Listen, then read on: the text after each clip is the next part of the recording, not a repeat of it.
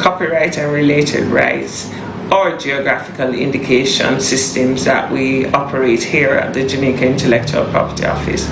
We wish you success in your expo and invite you to visit us to learn more about intellectual property rights protection. Trees at Feed started 12 years ago, and our aim was to donate fruit trees to smallholder farmers across the Caribbean. We have been very successful. We donate all kinds of fruit trees, but we focus on breadfruit because we know breadfruit has so much untapped potential. It's not just for roasting, boiling, or frying. There's so many more uses we can make for breadfruit. So we've had a very good partnership with 4-H for many years, donated many trees to you. We hope to continue. But it's a partnership. We will donate the trees. Your commitment to us is to keep those trees alive. Because we know if we plant the trees in nvad, we've all failed. So when we donate a tree to you, make sure you dig a good hole, make sure you water that tree properly, and you protect that tree from goats. So thank you 4-H, thanks for this partnership. We value our relationship between Trees That Feed and 4-H Clubs of Jamaica. I'm Mike McLaughlin, Trees That Feed Foundation, co-founder. One of the things I love about 4-H is that young people are getting involved. Young people are the future of the world, the environment. So young people are interested in planting trees. We love to plant fruit trees. It's good for jobs, it's good for the environment, and it's good for nutrition. The breadfruit is gluten-free. It has enormous potential, not just as a backyard tree, but as something that can be turned into retailable products, whether chips, fries, flour to make cakes, pies, pancakes, pizzelles. There's huge potential for breadfruit locally and for export. So we're encouraging everyone, plant breadfruit trees, take care of your environment, turn it into money.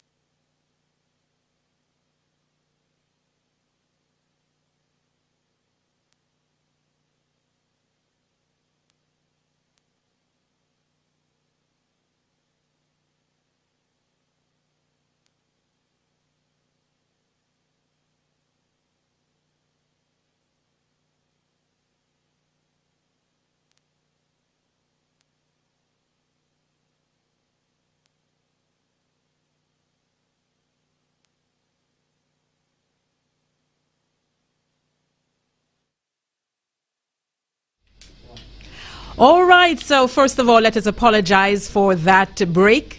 You know Mr. Murphy and his law? That was definitely what was in operation, and we apologize. We don't have any control over what happens with the internet, and unfortunately that is what has happened, particularly to our viewers on Zoom, on the Zoom platform. We know that you've been having challenges hearing us and seeing us as well.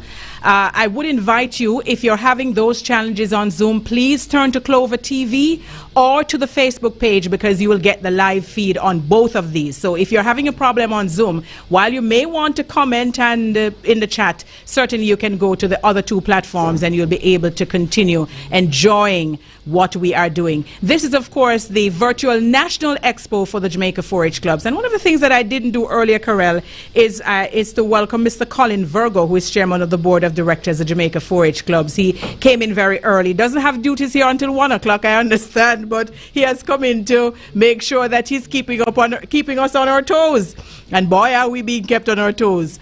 But we're very excited to be doing what we're doing. We thank all of our partners with the Jamaica 4-H clubs for the outstanding job that you're all doing. The Jamaica 4-H clubs can't do what it does without those partnerships. And so those videos that we viewed earlier on, we thank all of our sponsors, all of our partners for all of that. Well, Carol had some giveaways earlier on. She says that I could not participate. I had my hand akimbo. That was even caught on camera somewhere, I hear. I don't know if I'll get a chance to get anything this trip, but let us welcome Carol back for more trivia. All right. By the way, I'm trying to adjust to television. You need to tell me how I'm doing.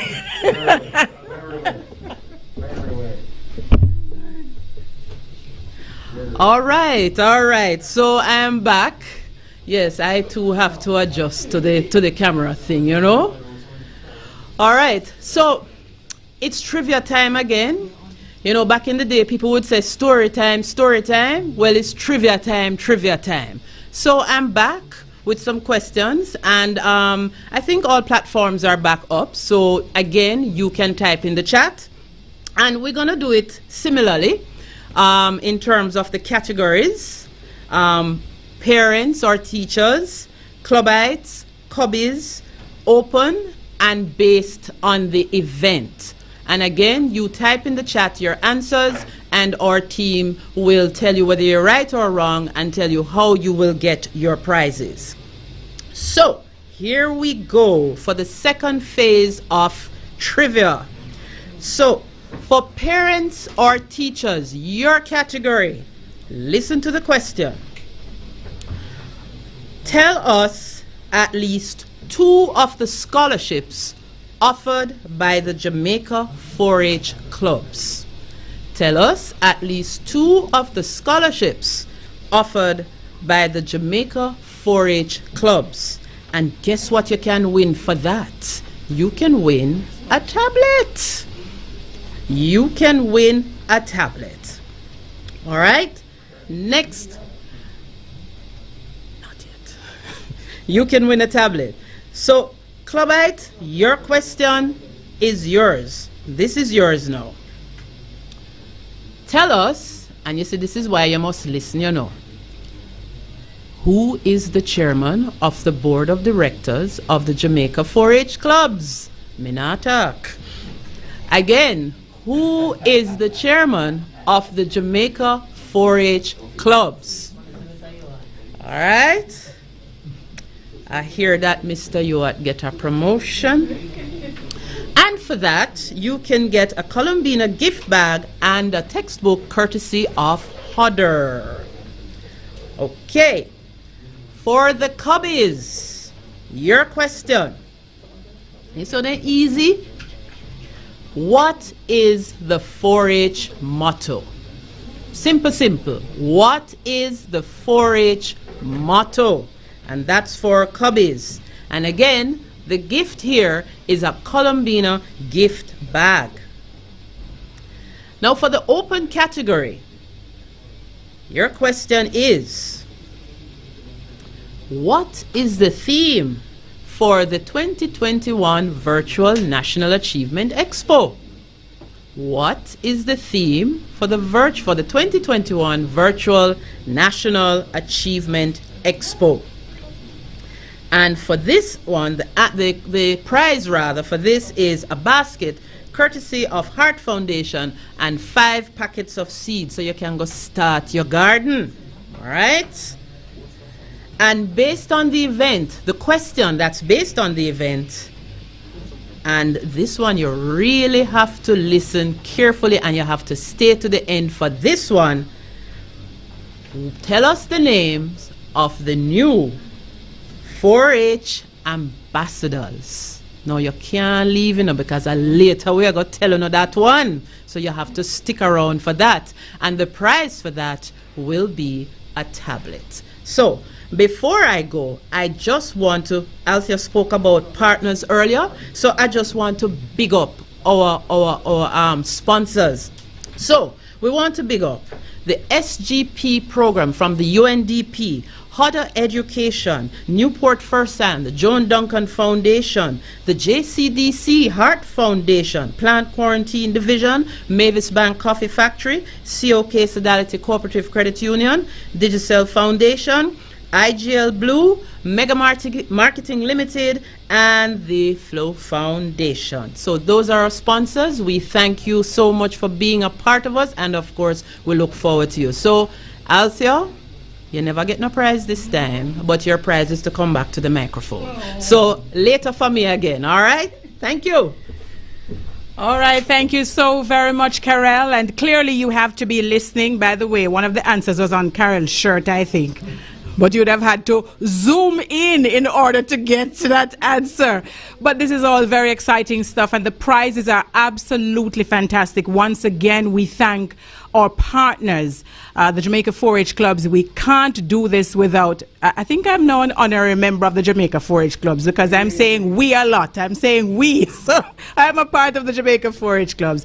At any rate, I do have a focus from the Jamaica 4-H clubs on Farm Talk every Wednesday, and that is at 5:45 or just after the 5:45 break. I do give some focus and attention to the Jamaica 4-H clubs. And speaking of the station with which I work, Power 106 FM, we welcome the listeners on Power 106 FM to this virtual expo. As I say good morning to Jesse Blake, who is hosting Power Talk on Power 106 FM as we speak. And so in addition to Clover TV and Facebook and Zoom, you can also turn your attention to Power 106 FM. Jesse Blake is there with Power Talk Online. So we do have quite a bit of activity still to come, and we hope you stay with us for it. I'm going to turn my attention now to something that I've been getting so excited about. Dwayne Moody has been in my ear from morning about all of the wonderful technology that he has to share with us. And so, ladies and gentlemen, boys and girls, listen to me. Technology is absolutely fantastic. These days, we can't do anything without it. We would not be able to do what we're doing today without it. And so technology in agriculture, definitely the way of the future. And so we are now going to be turning out the spotlight on technology in agriculture. And let me begin with Mrs. Alicia Fulton. And Mrs. Fulton, if you can pick up that microphone and turn it on so that we can hear your beautiful voice. Alicia Fulton is National Home Economics Coordinator, and she is going to talk to us a little bit about the technology that has been taking place in agro-processing. Miss Alicia, good afternoon, first of all. Now you need to hold up that microphone so we can hear what you're saying. I know how these things can be, but if you don't hold it up, we're not going to hear a word. But good to have you with us. How are you? I am well, thank you. Very well, thank you. All right, good to have you on with us. All right, let us see if we can get that microphone into the system. I'm not sure that we're hearing, or is it on? All right, is it on? All right, we're going to check to make sure that it is on, because we want to. I think it's on now. Go ahead now. Say hi. Hello, everyone. Do we have it? All right, so I think we're good to go.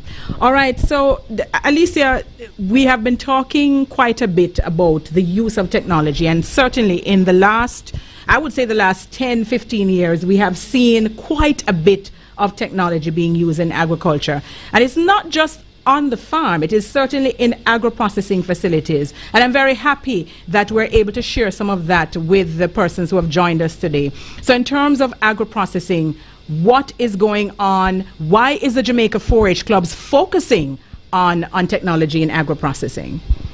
Well, of course, we understand the importance of technology because it makes work easier, makes work more efficient, and of course it helps to increase productivity.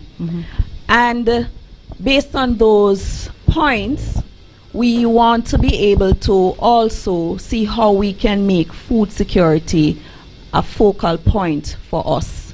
We are living in times where climate change affects everything we do, and we want to be able to have food security in all different areas, and agriculture is the key area where we can pull things in, and agro-processing will add the value to those primary products so we can ensure some level of food security.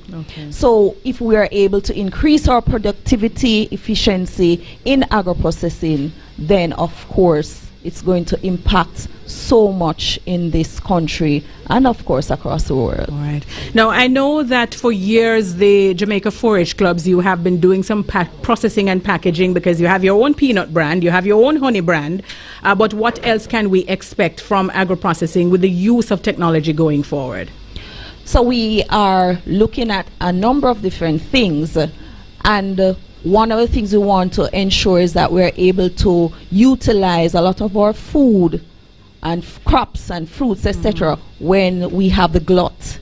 And so this has caused us to go into areas of processing our vegetables. So we are going to be slicing, dicing, shredding, bagging, freezing, etc. We also are looking at other areas where we are able to utilize our staple crops or potatoes or yams or breadfruit or banana, because we're pushing local produce, we're pushing Jamaican things, right? And as I said, a lot of these things are close to us. We're able to get them easily, and if we are able to process them, make our banana flour or breadfruit flour, etc., and as persons also become more aware of their health, reducing certain other foods and increasing those ones that will bring the nutrition to you in a way that is wholesome, then that's the way to go. And so you'll see some of these technologies that will help to increase the productivity in that area, and also where we'll be looking also at castor oil production, because a lot of us are now going natural. Don't look at me, please. Thank you. But for many of us, we are going natural. Is my hair you're talking about? Yeah. I never said it, you know, but it's good you could mention it. And don't be fooled. Behind a lot of these lovely hairdos that we have, there's a lot of naturality going on.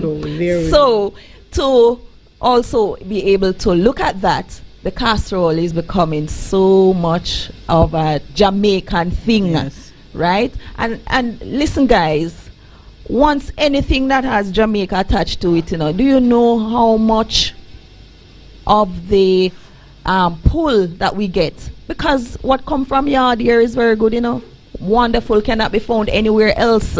And so we are able to promote our Jamaican things. We're able to promote those things that are good and wholesome, and we're able to utilize those things that are in glut, so we have less waste. Nothing will go to waste. But I'm going to leave it there with you, though, because of course we want to share the videos in just a bit. But before we share the videos, I have to turn to the imported Manchester man. This Dwayne Moody.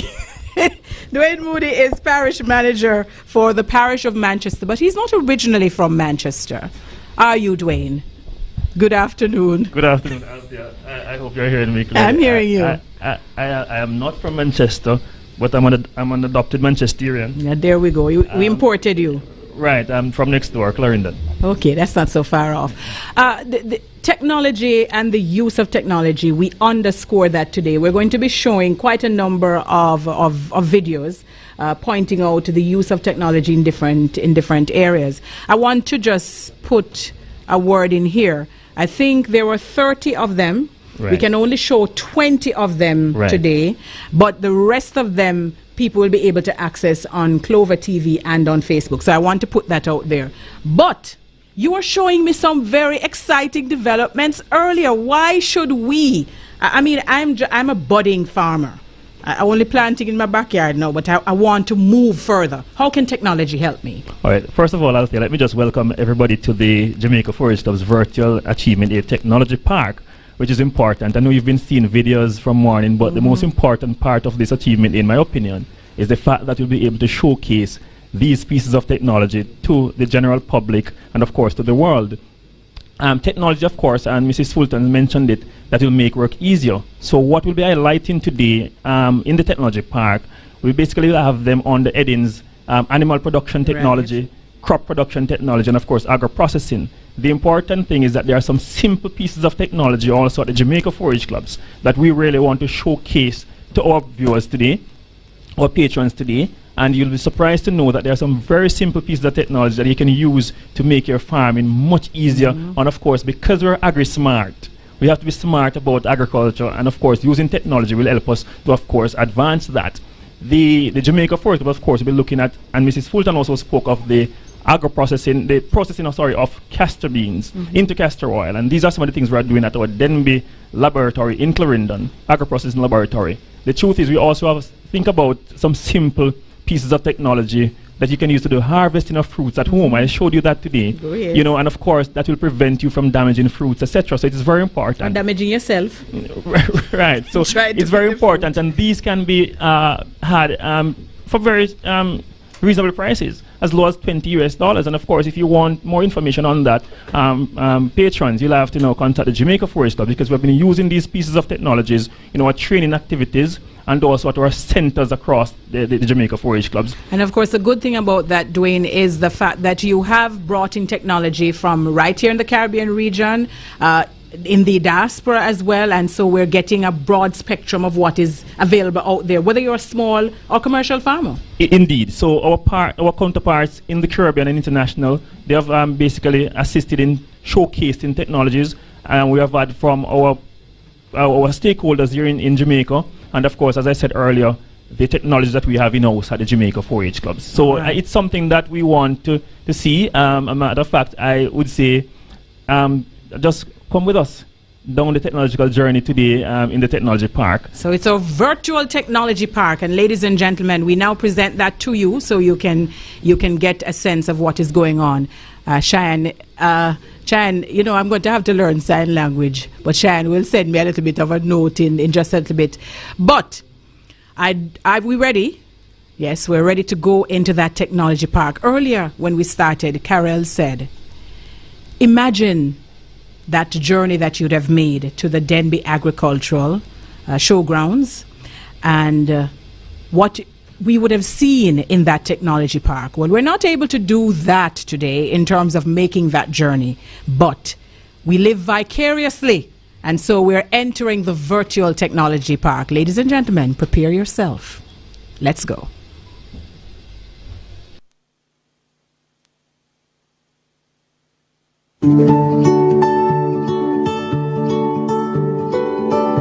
The grinding machine is a novel piece of technology used in agro-processing. To produce green banana flour, the bananas are prepared by removing the skin. The peeled bananas are then thinly sliced or shredded. The banana is then treated with a solution of metabisulfite or citric acid to control browning action that causes the food to darken. The dehydration process follows, where the bananas are placed in a dehydrator, such as a solar dryer, to remove the moisture. The dried bananas are then ready to be processed into flour using the grinding machine. The machine is calibrated to the degree of fineness required for the flour. The dried ingredient is then fed through the hopper. The machine then grinds the dried banana and a ground product is extracted. This is then sifted to remove the larger particles. The flour is weighed and packaged. It is later sealed and labeled as a finished product, green banana flour. A few pieces of technology we have here at the Jamaica Forage Clubs. Now this is the fruit picker. as you realize, this is used to pick our foods at high altitude. This is a net bag, this is the clip, and of course this is where you, in case you're used to remove the fruits from the tree. So we're going to be doing our demonstration here. Picking apples, and as you see, this is under between the clip and you pull, and the food is now here in the net bag, in the basket, and then we'll be picking another or a few more.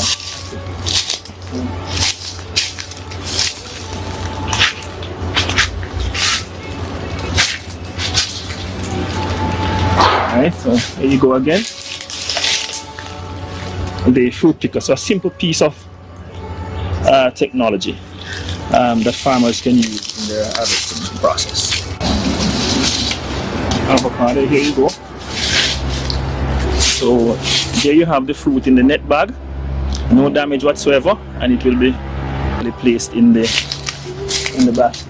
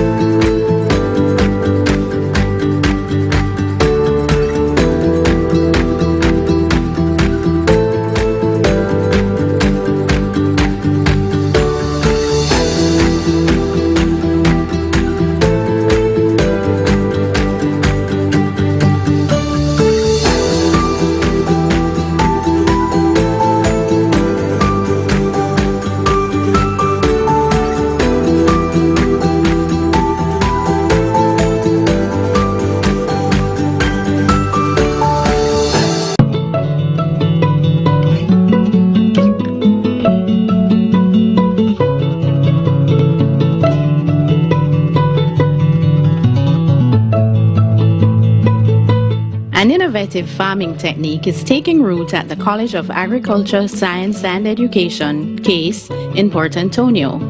It is aquaponics, a climate-smart agricultural method that combines aquaculture or fish farming with hydroponics, which is crop production without soil.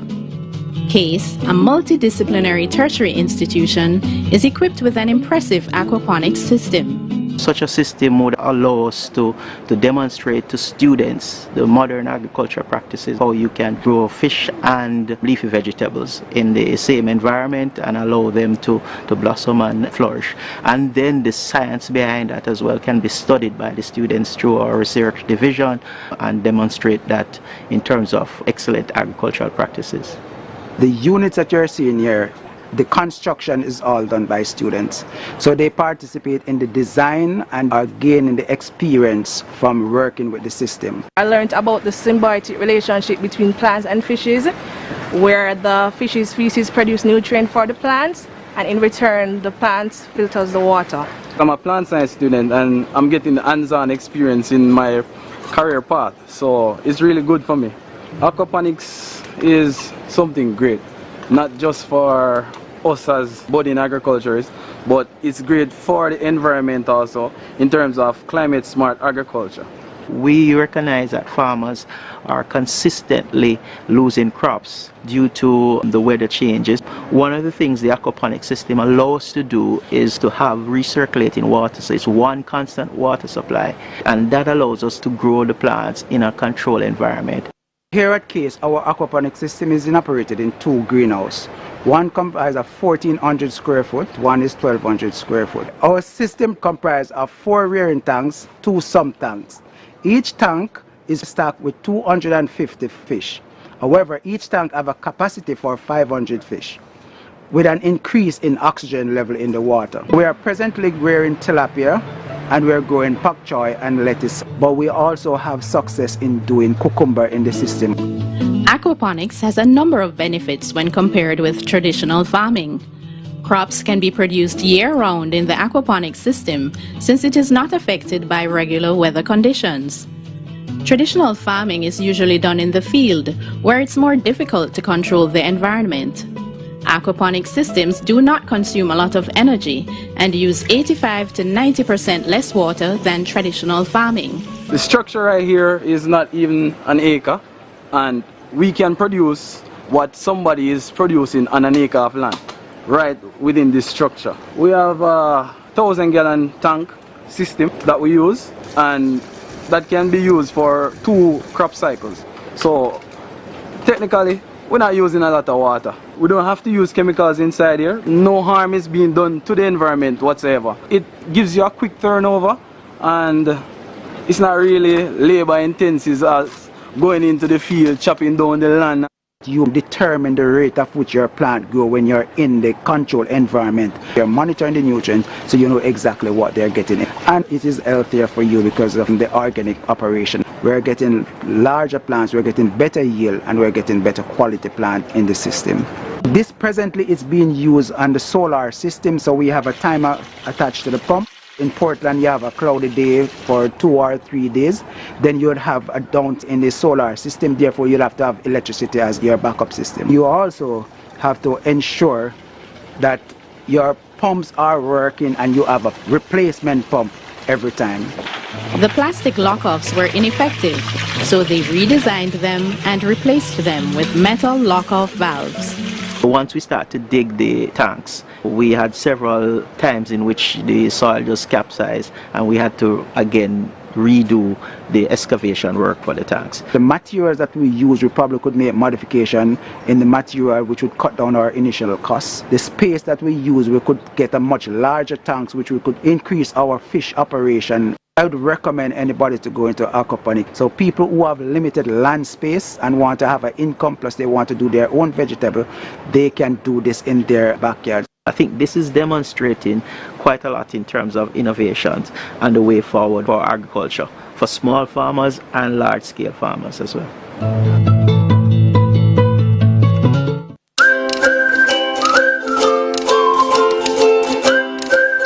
So here we have our lettuce. As you can see, they're also coming up nicely, so we'll soon have some lettuce.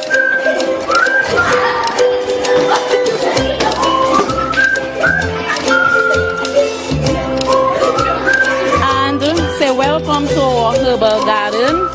We just planted some different herbs. So this is our herbal garden in the making. We have some basilic, we have some aloes, and some sime courtois.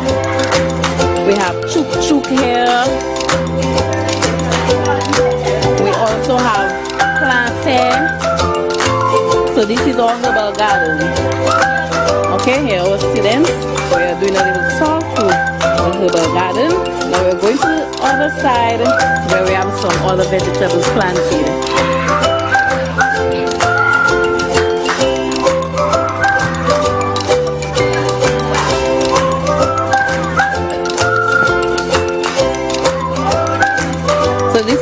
section where we also have some lettuce.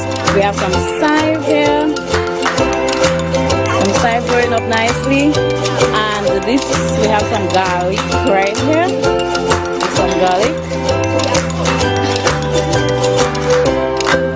This is another one where we have some cabbages. Cabbages coming up. A little weeding needs to be done here. And here we have some radish. Okay. So this is the end of our little tour for 4-H garden. And we intend to do more things for 4-H. We have more plans coming on stream. And I just want to say thank you for doing this video. Thank you to the students. So let's say a little 4-H rocks. After 2, 1, 2. 4-H rocks. Again. 4-H rocks. Thank you.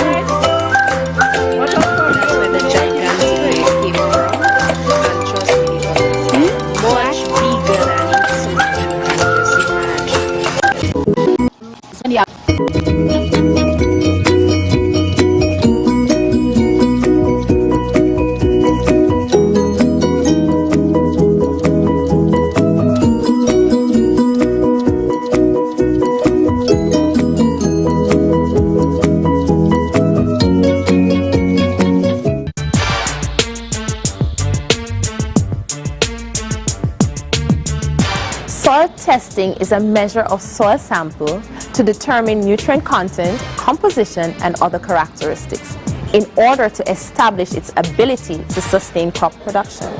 The objectives of soil testing include determining the nutrient levels for adequacy or deficiency, crop suitability, and developing an appropriate fertility program.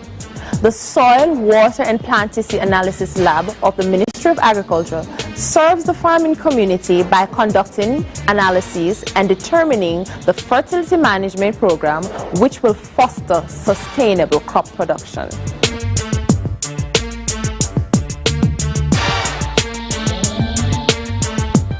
The work of the laboratory begins in the field. It is very important that samples are collected in an appropriate manner. Soil samples are collected as composite samples. First, an assessment of the field layout should be done. Depending on the size of the plot, topography, and any other visual variation, individual sample sites should be selected. Take one auger boring from 3 random locations in a zigzag pattern and place it into a labeled plastic bag. The label on the bag should include name of the client, location of the farm, location from which the sample was taken, crops intended to be planted, dates sampled. Once the total number of samples have been collected and labeled, the samples are taken to the laboratory for analysis.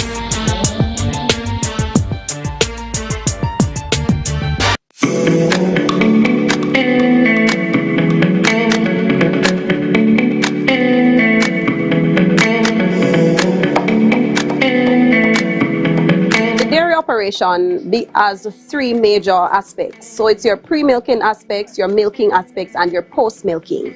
So pre-milking takes into consideration everything that has to do with the animal itself and the parlour. So from the feeding of the animal to the sanitation of the animal and the whole washing down and cleaning down and preparing the parlour for the milking operation. The milking operation involves attaching the automatic milking system to the udder of the animal and allowing it to run its 5 to 7 minutes milking cycle. After the milking cycle has been completed, then you begin your post-milking activities, which includes re-disinfecting the udder of the cow and also breaking down and cleaning down all your equipment along with your parlour after the operation has been completed.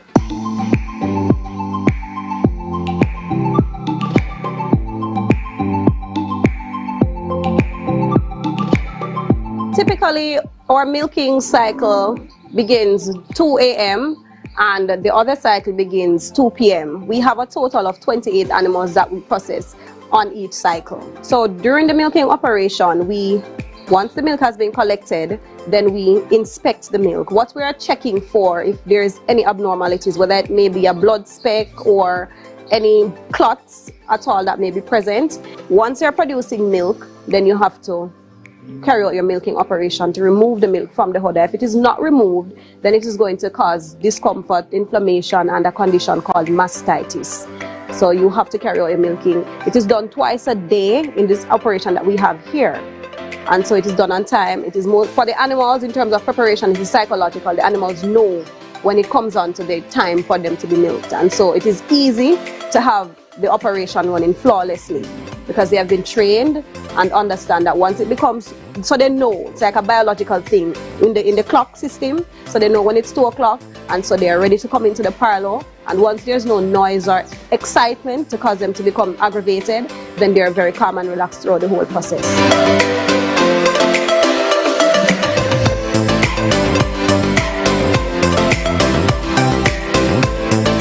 The operation takes place in 3, the pre-milking.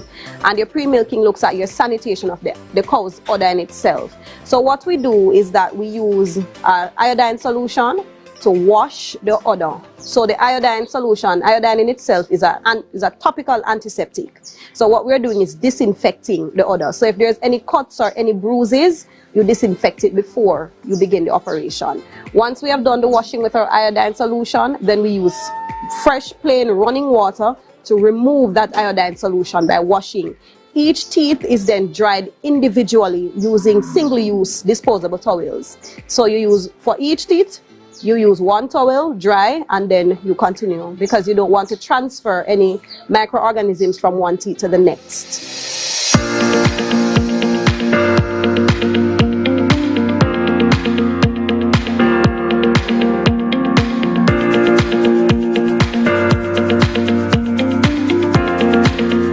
So once the milk has been harvested or collected, you have to move it as quickly as is possible to the cooler. Our system that we have here does not allow the milk to flow from the churn straight to the cooler, so we have to transfer it manually. The reason for making sure that your downtime between collection and placing in the cooling system is the longer you take to transfer your milk to the cooling tank, the more likely it is that you may have spoilage, because milk is sensitive to time. And so you have to try as best as is possible to, as quickly as possible, transfer to your cooling tank.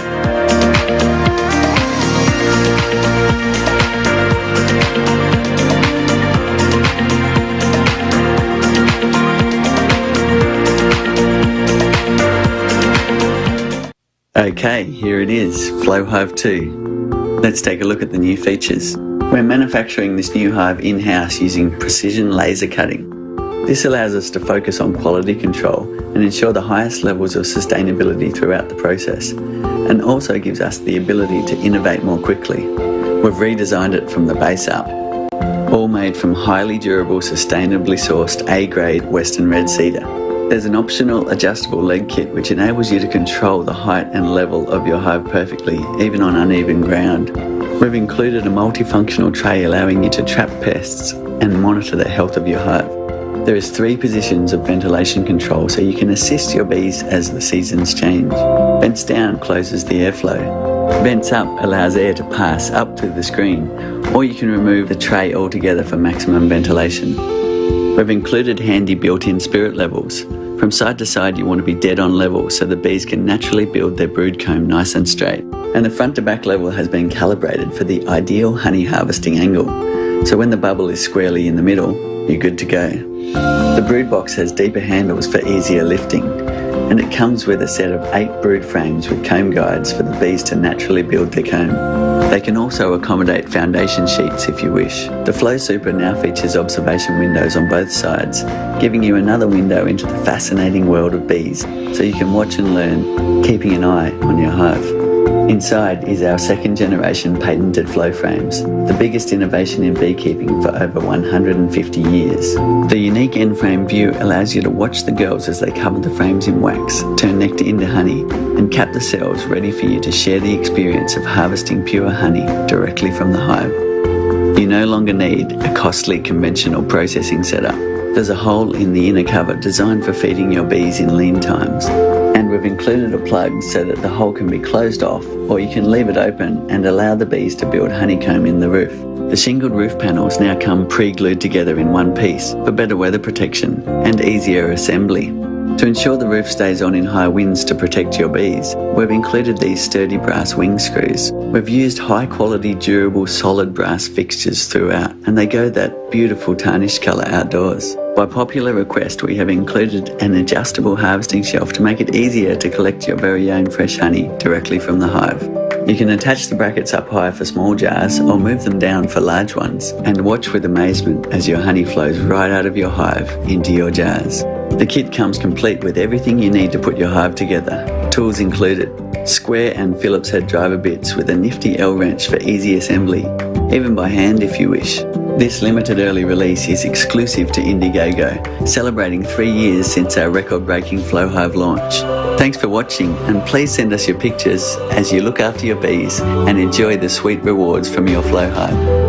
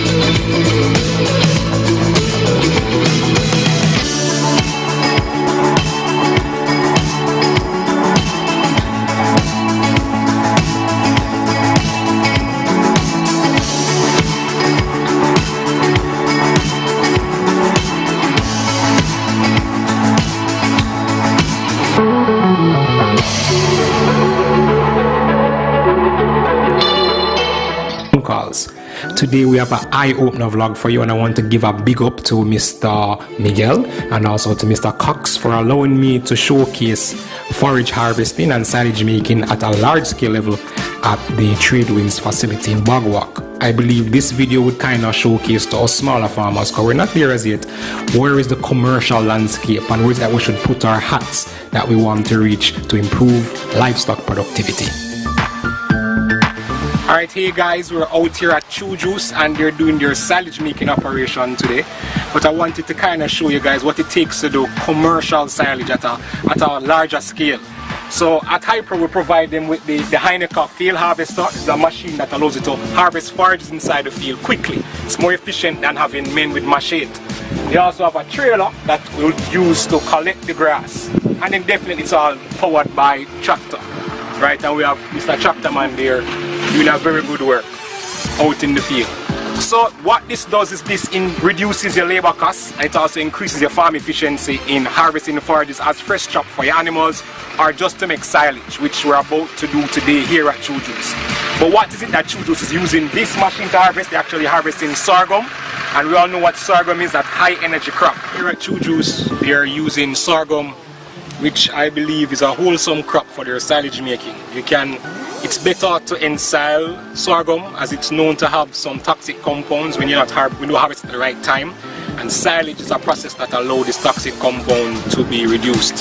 However, the forage sorghum that we have here in Jamaica, especially like BMR silage, it can be done fresh chop.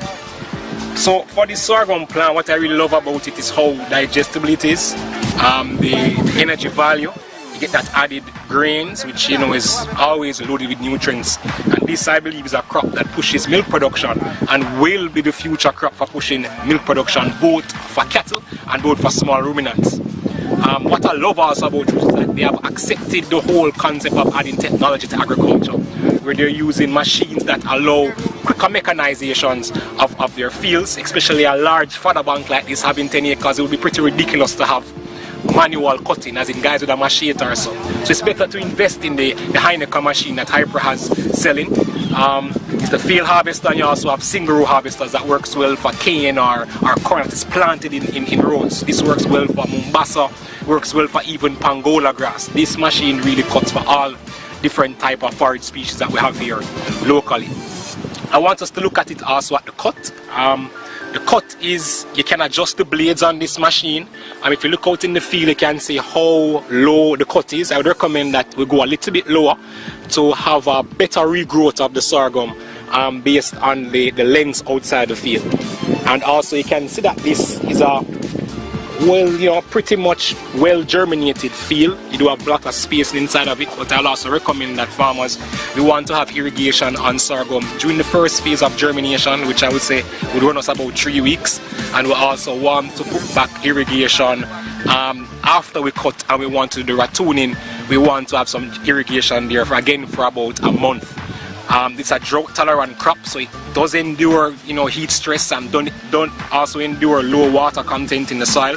But I recommend that we try to have irrigated fodder banks to drive the production, to drive the yields, because this field could look a lot more better if we had some water inside of it. You'll see a lot more leaf. And that's what the sorghum is. What the sorghum provides you is that excellent leaf area index. Now here we talk about leaf to stem ratio, and sorghum, look at the leaf compared to the stem, and so all the nutrients is inside this leaf. This is what sorghum has, and why I call it a premium crop. Sorghum and corn is a premium crop for livestock farmers. So guys, to harvest forages quickly and efficiently on large-scale farms, I would recommend the Heineken field harvester machine, which basically cuts around 6 feet wide, and you can actually adjust the blades to cut from 2 inches up to 10 inches in height.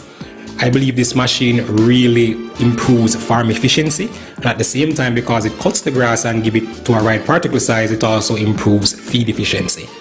So farmers, I really admire this approach taken by this new investment, and I believe that we should adopt similar mechanizations of simple processes on our farm to improve farm efficiency and farm productivity.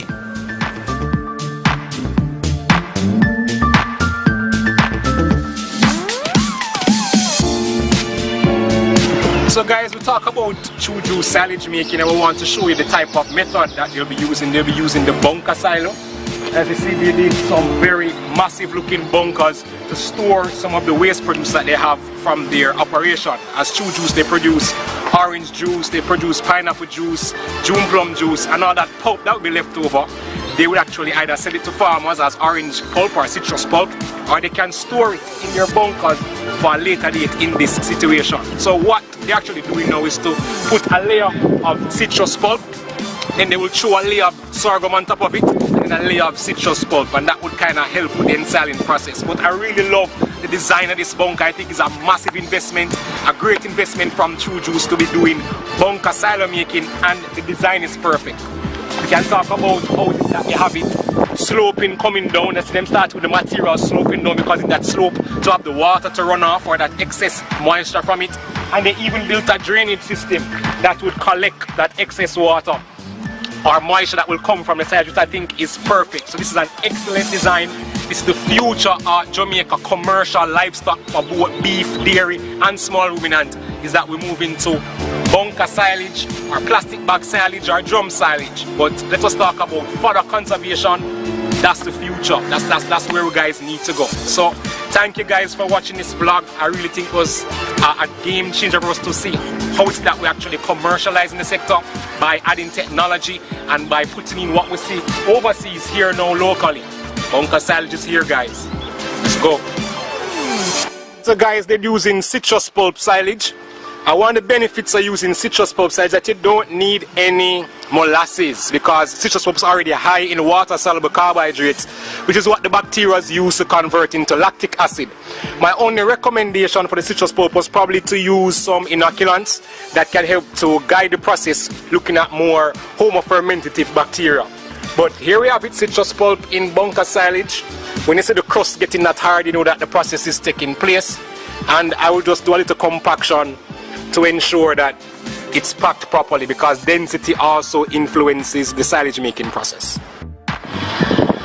With commercialization and climate change, one of the biggest things that we as livestock farmers need to put in place is fodder conservation and also improving fodder efficiency, feed efficiency. And ultimately, this can only be achieved through adopting best practices and the best technologies. So thank you guys for watching this vlog, and see you next time.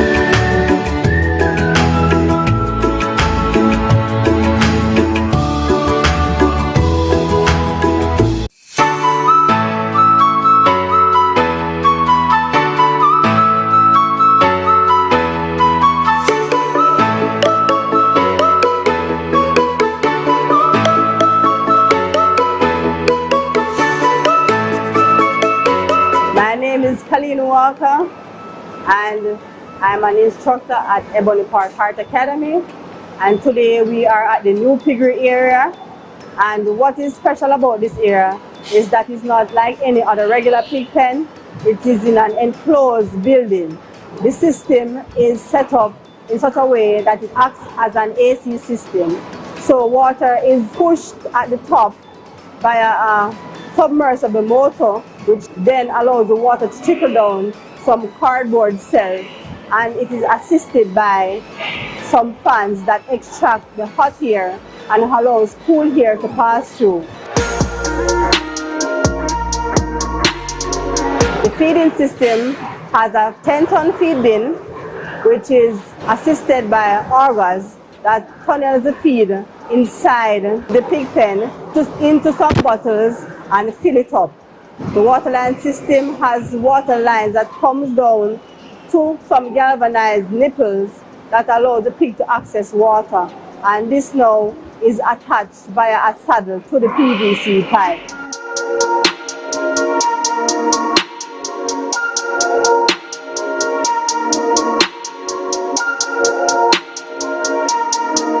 The pit system allows for feces and wastewater to be stored in the same building under the ground for a specific amount of time. And until you release that manually, it remains there. If it is filled, it can overflow into a 10-inch PVC pipe.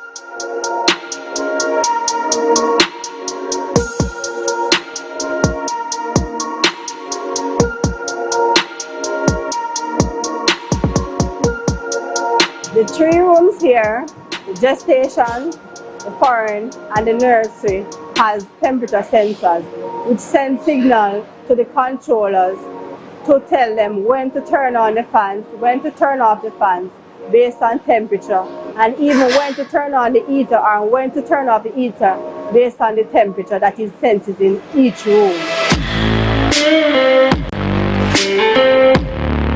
The new piggery area consists of 3 areas: the gestating area, the nursery area, and the foreign area.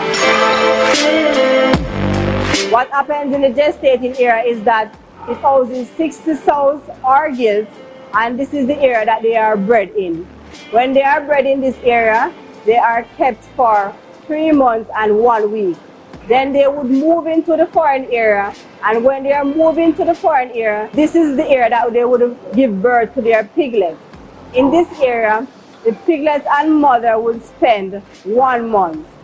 This is an advantage compared to the other outdoor system, who would have to wean their piglets at 6 weeks.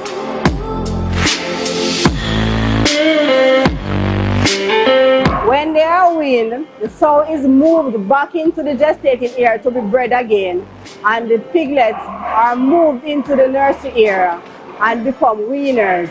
The weaners in this area are grown out in a different environment compared to the foreign area and the gestating area, which has the cooling system which regulates the temperature inside those rooms.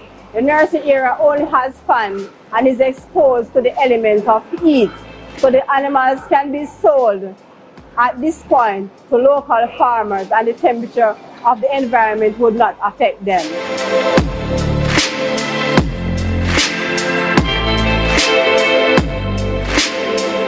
This area has a biosecurity protocol that needs to be followed.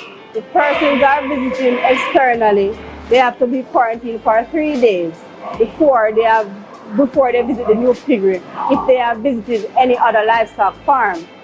If you are coming to Ebony Park and need to visit the new piggery, you would have to visit the new piggery first before you can go onto the livestock area, because of our tight biosecurity protocols that are in place at Ebony Park.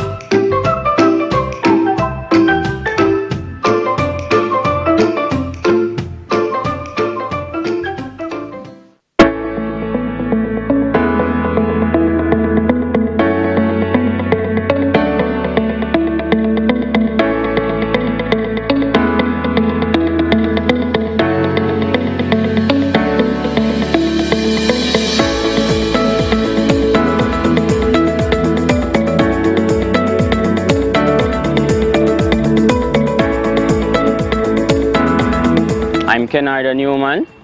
I'm currently a staff with Ebony Park Art Academy. I'm a farm attendant for the small ruminant unit where we rear sheep and goat. In agriculture, there are different technologies that we use to improve growth, development and productivity.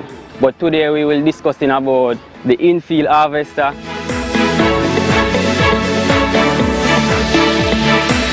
and the TMR machine that we use to mix different types of ration for different species, class and breeds of animals.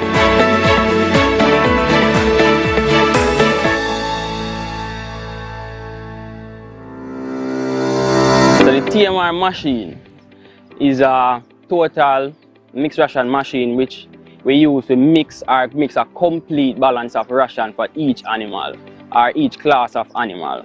For example, if you have a class of animal that is a dairy cow, with that dairy herd now, you will mix ration based off the needs of the animal. So you will incorporate different ingredients such as citrus pulp, grains, wheat, commercial produce, molasses and so on, to mix a complete ration specific for that class of animal.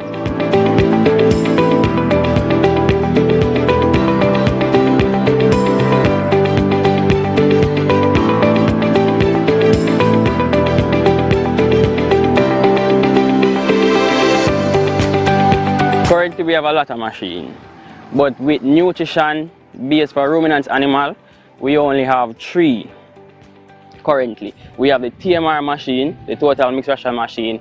We have a in-field harvester machine that harvests the forages inside of the field, and we have a shedding machine that we have at a specific site that we carry different materials to and harvest from there and chaff it from there.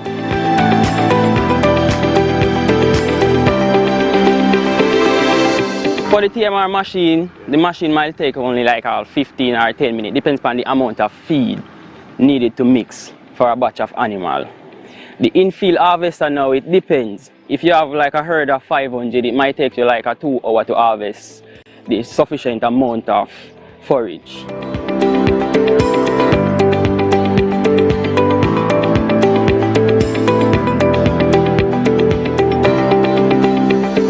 Before the machine, it used to take us a while because we'll have to harvest all the material manually. So we'd have to enter the field and use weed whacker or machete to harvest the forage, and then we have to bring it to the specific location and chaff it so we can mix manually again with shovel and then transport using barrow or bag or tractor to each animal. So it used to take us a time like 6 hours per day.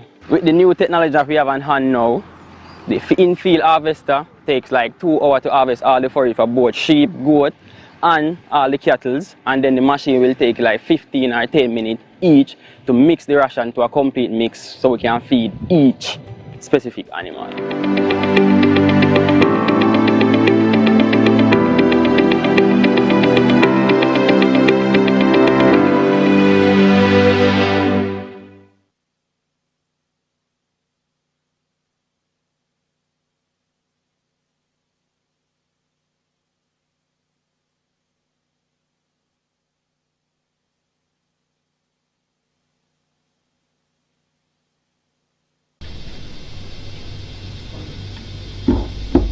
Thank you.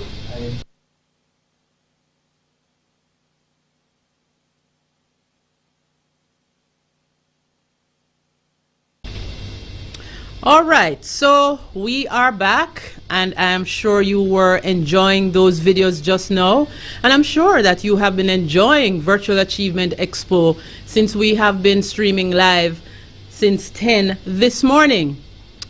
So it's trivia time again, and I hear that our platforms, we have been getting all sorts of comments with all sorts of answers. I don't know if they're correct, I don't know if they're incorrect, but our team has been working hard in terms of streamlining the answers to the questions.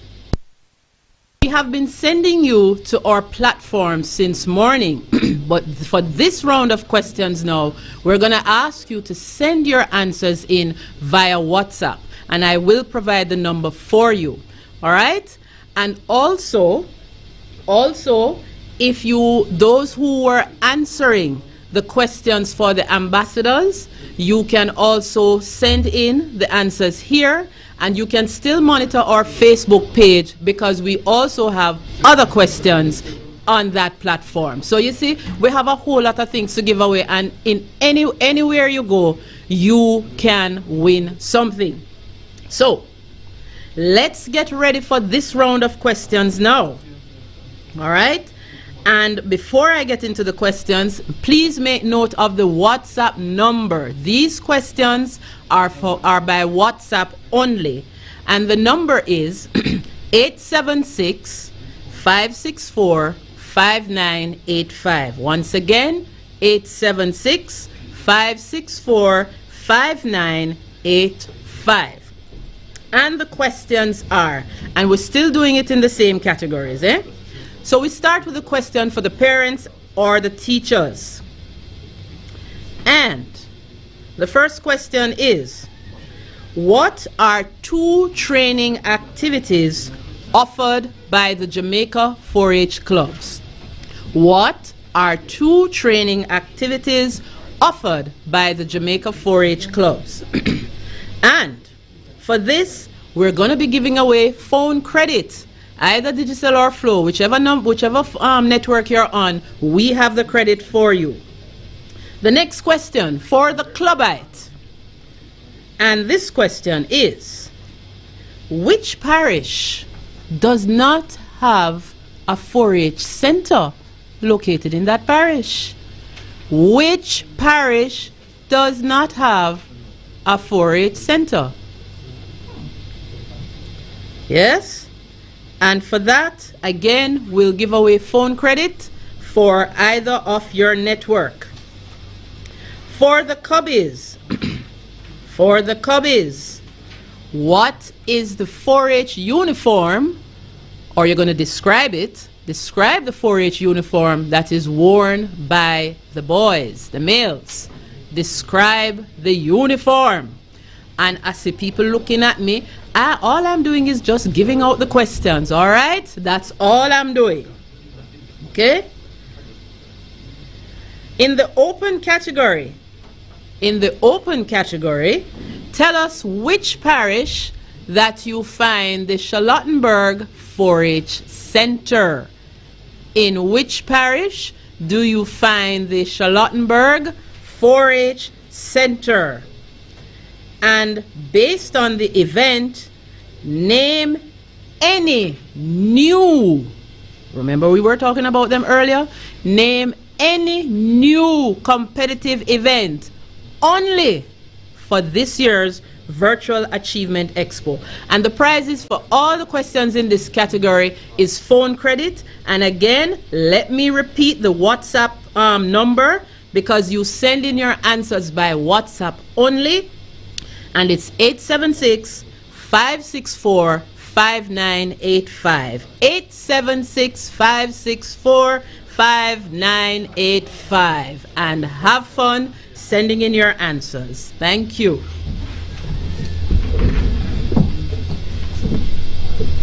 Thank you very much, Karel. And I have a question, because I was wondering if you have rebranded a category and somebody sends that in as the answer, are they going to get that right? It's just a question. I'm just wondering, because it's no longer what it used to be. Is the rebranded competition, would that be considered a new category? I'm just wondering.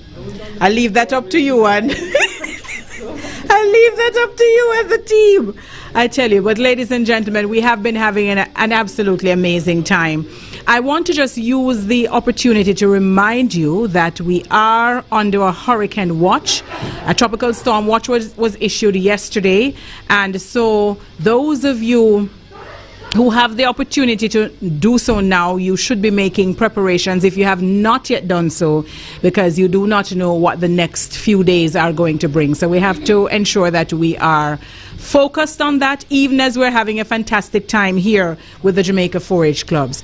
So I should tell you that we're going to be getting the official ceremony on the way in just a bit, and just to give you a sense of what you can expect, performance from the JCDC.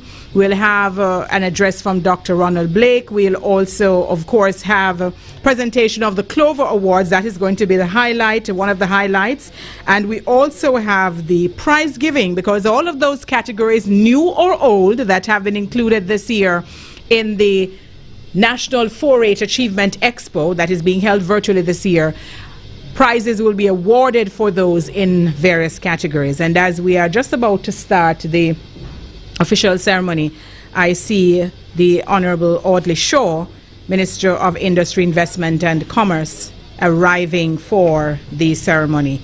And in just a bit, we will get that ceremony underway. I think we're just now waiting for Mr. Virgo to come in.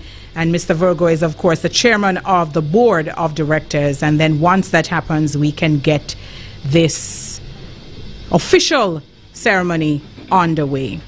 But it has been so far, and I hope you can send in, tell us exactly what has been happening. What are your thoughts and ideas as to what we have been doing with this virtual expo? It is a different ball game. If you see the entire setup, it does take a significant amount of work to pull this off. I hope those of you who have joined us on the Zoom platform that everything is all right now. I'm hearing that it is.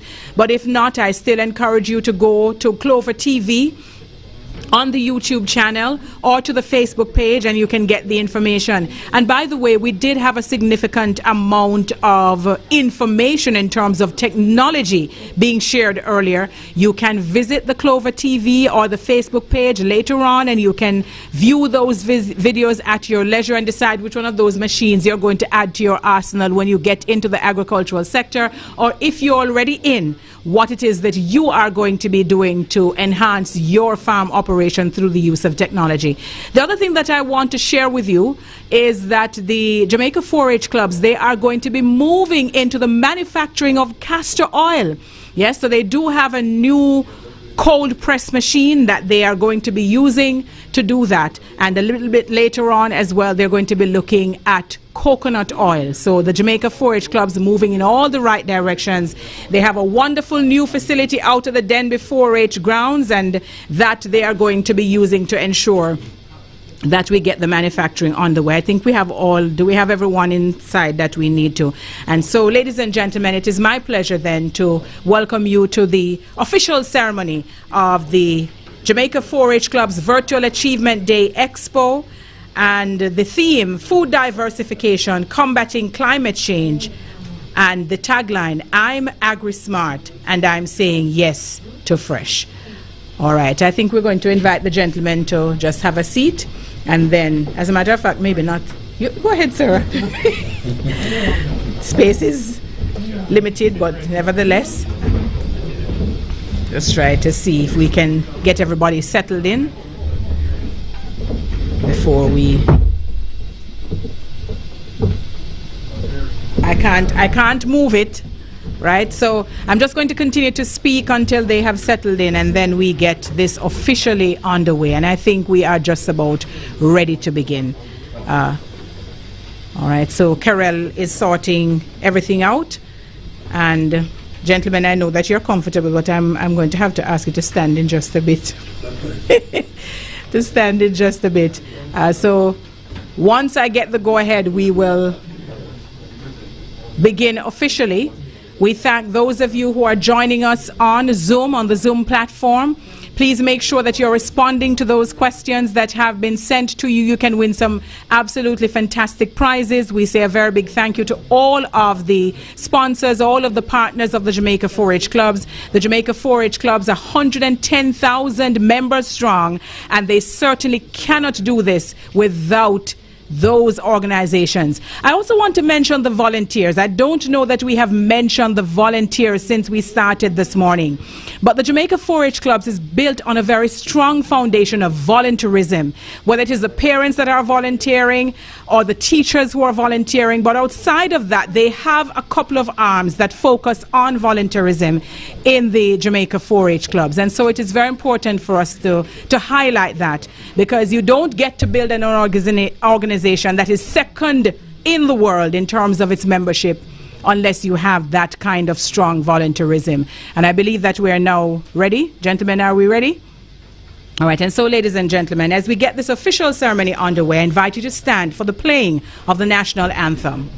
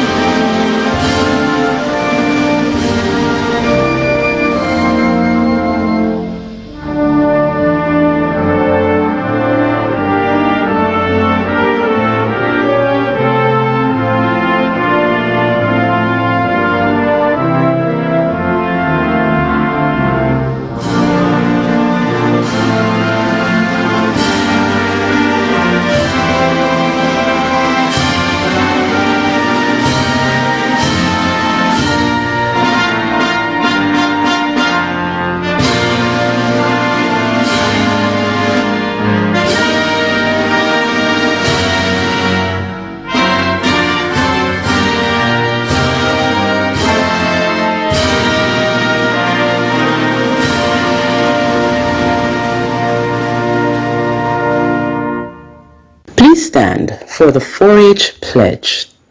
I pledge my head to clearer thinking, my heart to greater loyalty, my hands to larger service, and my health to better living for my club, my community, my country, and my world. All right, thank you so very much. And now, ladies and gentlemen in this room, you may take your seats, and I do hope that as a mark of respect to the national anthem, even those of you who are joining us on Zoom, once you hear the national anthem, you really ought to stand at attention, and something that we need to teach our children. And by the way, I say this without apology, it is the most beautiful anthem in the world, the Jamaica national anthem. And so, ladies and gentlemen, we're now going to be hearing from Mrs. Denise E. Antonio, resident representative Jamaica, the Bahamas, Bermuda, Cayman Islands, Turks and Caicos Islands, the United Development Program, UNDP, United Nations Development Program, UNDP. Minister of Industry, Investment and Commerce, Honorable Audley Shaw, Chairman of the Jamaica 4-H Board, Colin Virgo, Jamaica 4-H Executive Director, Dr. Ronald Blake, Special Advisor to the Minister, Gabriel Hilton, members of the Board of Directors, Clover awardees, 4-H clubites, leaders and volunteers, distinguished ladies and gentlemen. Good morning to the next generation of super agriculturalists and farmers on the occasion of the Jamaica 4-H Club Virtual National Achievement Expo, as you equip yourselves to diversify and secure local food supplies against the odds of climate change. Ahead of us is a future where we are seeing a shift in weather patterns, natural crisis events, and new diseases emerging. If we are not prepared, our food supplies will suffer, poverty will increase, and hunger will persist. Therefore, having a strategic approach helps us to navigate through the challenges and help us keep ahead of the game. In doing so, we can contribute to Sustainable Development Goals 1, which is no poverty, 2, zero hunger, 3, health and well-being, and 8, decent work and economic growth, powered by SDG 13, climate action. According to Rural Agricultural and Development Authority, RADA, approximately 20% of young persons between the age of 15 and 35 years are involved in agriculture, with young men doubling that of young women. Jamaica needs agri-smart young people who are willing to say yes to fresh. That's why I believe the 4-H clubites and leaders can play a key role for a food secure and resilient future by finding climate smart and innovative ways and means of adding value to natural produce. At UNDP's multi-country office in Jamaica, We believe in building the capacity of young people to drive the movement towards sustainable development, to end poverty, inequality, damages to the environment, and the impact of climate change. That is why the focus of this project was on engaging youth and providing them the opportunity to design sustainable, innovative agriculture solutions and to advocate for climate change mitigation towards a more resilient and productive farming sector. I also applaud the project's focus on an appropriate response that strategically aligns to Jamaica's nationally determined contributions. To show our commitment through our Global Environment Facility Small Grants Program, we allocated 10.4 million Jamaican dollars to support the Youth in Action, combating climate change through innovation and technology in agricultural project implemented by the Jamaica 4-H Foundation. A direct benefit of our support is today's National Achievement Exposition on food diversification as a strategy to combat climate change and food insecurity, with the completion of several competitions, to name a few: culinary competition, which was phase 2 of the Home Family Garden Initiative, and youth farmer competition. This is a brilliant idea for harnessing the creative spirit of the Jamaican people by promoting diverse ways of preparing food crops that are not familiar or appreciated. I am particularly encouraged that the crops being promoted are climate resilient and can provide viable sources of income for our farmers. Congratulations to all the winners, and may you all continue with the mantra, eat what we grow and grow what we eat. Jamaica 4-H remains a valued partner in building the capacities of young people to advance innovative, sustainable development solutions on the front line of farming. I am confident that today's event is another critical step in the right direction. For Clubites, you have been prepared, and so we are handing over the baton to you to take center stage in the sustainable development narrative. Continue to learn, engage, and place no limits on your expectations. If you stay true and on course, you will not only help in advancing the SDG goals, but you will be a major contributor to making Jamaica the place of choice for you to live, work, raise your family, and do your business. Have a great day, and I hope your time today will be well spent, enjoyable, and rewarding. Thank you. And of course, we want to thank very much Mrs. Denise E. Antonio, a resident representative, Jamaica, the Bahamas, Bermuda, Cayman Islands, Turks and Caicos Islands, the United Nations Development Program, UNDP. And what a wonderful charge she has given the young people in the Jamaica 4-H clubs, the next generation of farmers and those who are going to continue to move this country and the region in terms of the development of agricultural technology and all of the wonderful things that will help to move the countries in the region forward. And now, ladies and gentlemen, let us welcome Mr. Colin Virgo, Chairman of the Board of Directors of the Jamaica 4-H clubs, to address us.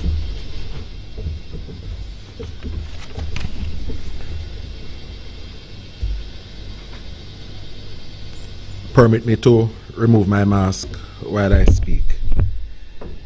Madam Master of Ceremonies, fantastic job all day so far. We've really enjoyed your voice. Mrs. Denise Antonio, resident representative for Jamaica for the United Nations Development Program and one of our most consistent partners. Dr. Ronald Blake, Executive Director. Ms. Gabrielle Hilton, our guest speaker for today, Special Advisor to the Honorable Minister Floyd Green. Reverend Roy Wickham, Chairman of the Island Advisory Council.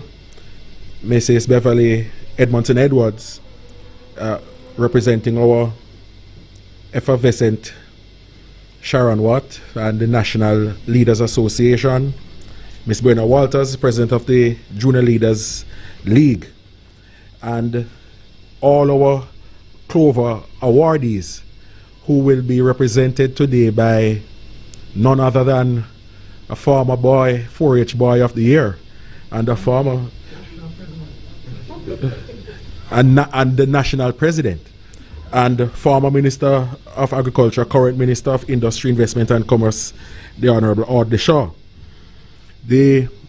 Our clubites, all our volunteers, awardees, ladies and gentlemen, you know, it is very easy to attend functions like these, and you might believe that it is a simple matter of, you know, just securing a venue and throwing up 2 decorations and invite some people, and that's that. The team of persons, there are about 27 persons who form the planning team for the National Achievement Day. And they have spent, believe it or not, the past 6 months diligently working overtime. And bear in mind, those of them who are even employees, government don't pay overtime. And they have spent the past 6 months making sure that today was a success. And it is such a new paradigm. It's the first we have had to try to do this virtually and still have the impact that we have always had. And I really want to take some extra special time to commend the team for having done such a fantastic job. Today has absolutely been a success. I'm going to be very quick, and I'm just going to say that, look, the Jamaica 4-H clubs exist for one reason and one reason only. And it exists to encourage, facilitate, develop, and guide our young people who want to be involved in agriculture, agriculture-related enterprises, and what we now call agripreneurship. And I'm so happy that the former national president of 4-H is also now the Minister of Industry, Investment and Commerce, because I'm going to use the opportunity and the occasion to beg of him to increase the partnership between the Jamaica 4-H clubs and the Jamaica Business Development Corporation as it in our efforts to continue to expand our reach into showing young people how viable agriculture is as a business. When I met with the Junior Leaders League recently, I would have told them about a young farmer who is a friend of mine and Minister Green's, who we visited recently. And I didn't tell them his name, but what I told them is he has planted primarily watermelon. And he could tell us off the record, and it's still off the record because I'm not going to call his name, but he could tell us off the record that he has made in the region of $13 million over the last couple of years off of melon. Most jobs that are out there, you will not earn that kind of money in 10 years. So agriculture is not something just to pass time. And if you only have the time to do it as a pastime, that's fine.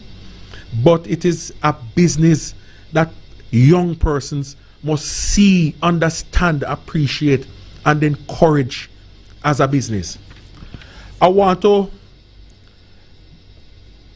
especially thank our guest speaker, Ms. Hilton, for assisting the Jamaica 4-H clubs to kickstart a particular young lady, right? Miss Jones, Miss Kelsey Jones. And we're going to give her a grant of $100,000 to start off an agricultural business. She's so enthusiastic, she's so energized, she's so ready, and just needed that in a kickstart. And I want to thank Miss Hilton because she helped us to secure those funds. I want to thank Minister Green. I want to thank him. Our clubites who will be awarded today will be receiving $2 million in prizes. And that was secured through Minister Green and our guest speaker as well, through the Ministry of Agriculture. And we are sincerely grateful. It almost makes me want to go back in the past to when Dr. Blake was my parish officer and when I was 4-H Boy of the Year, because I don't recall getting any of those substantial prizes. But in closing, I want to encourage all our clubites and volunteers. Let's position ourselves into community groups at our local level. There's a lot of grant funding that is available out there, and I want to tell you, I'm happy that one of our awardees here today is a parliamentarian. He will explain better than I can that there are some grant fundings that are out there that you might go to your MP about and you say, boy, help me with this and help me with that. He, as your member of parliament, can get that grant funding that you can get if you organize yourself into a community group. I see a community group up in Robertsfield, that's up in the Blue Mountains there the other day. Organize them. The MP, Mrs. Holness, was trying to get the funding. She couldn't get it. She suggested to them that they organize themselves into a community group, which they did. They got a grant of $900,000 US. Imagine what you could be doing in your clubs when you secure that kind of funding. I see an agricultural group in South Manchester the other day, Busso Lane, put themselves together in a small community group, put in the project funding. They got $5 million, $6 million in grant funding towards their agricultural enterprise. So don't give up hope. Don't lose faith. Don't believe that you don't have what it takes to start it off. Organize yourselves. Put yourselves together in these groups. We will support you with the technical capacity and even with the project writing when it is necessary. But put yourselves together in the groups. And the final thing I will beg, each and every one of us who is a stakeholder in the 4-H, this organization is solely for the young people of Jamaica. There are two sets of young people in Jamaica. Those who know that they want to get involved in something agricultural, and those who don't know as yet that they want to get involved in something agricultural. Let us help give all of them the guidance. Let them know about 4-H. We are doing so many wonderful things. And I tell you the truth, as a trade unionist, it pains my heart. Two things pain my heart right now. One, the workers who have been laid off since COVID, and the fact that the Jamaica 4-H clubs is doing so many fantastic and wonderful things. But very often, it's only those of us in here who are stakeholders who know about a lot of these things. When we are doing these fantastic things, I'm begging each and every one of us, share it on your social media platform, share it in your spaces, share it in your groups, share it with your corporate friends. Get support for us where you can. We need it. We are doing so much for the young people of this country. Help us to continue doing it and help us to do a lot more. Thank you very much for your time, and God bless you all. Thank you so very much, Mr. Colin Virgo, Chairman of the Board of Directors of the Jamaica 4-H Clubs. And young people, I can tell you, you're getting a lot of encouragement today, and the charge is for you to do more. And now, ladies and gentlemen, we're going to be hearing from Reverend Roy Wickham, who is Chairman of the Island Advisory Council. Reverend Wickham, good afternoon. Good afternoon, ladies and gentlemen.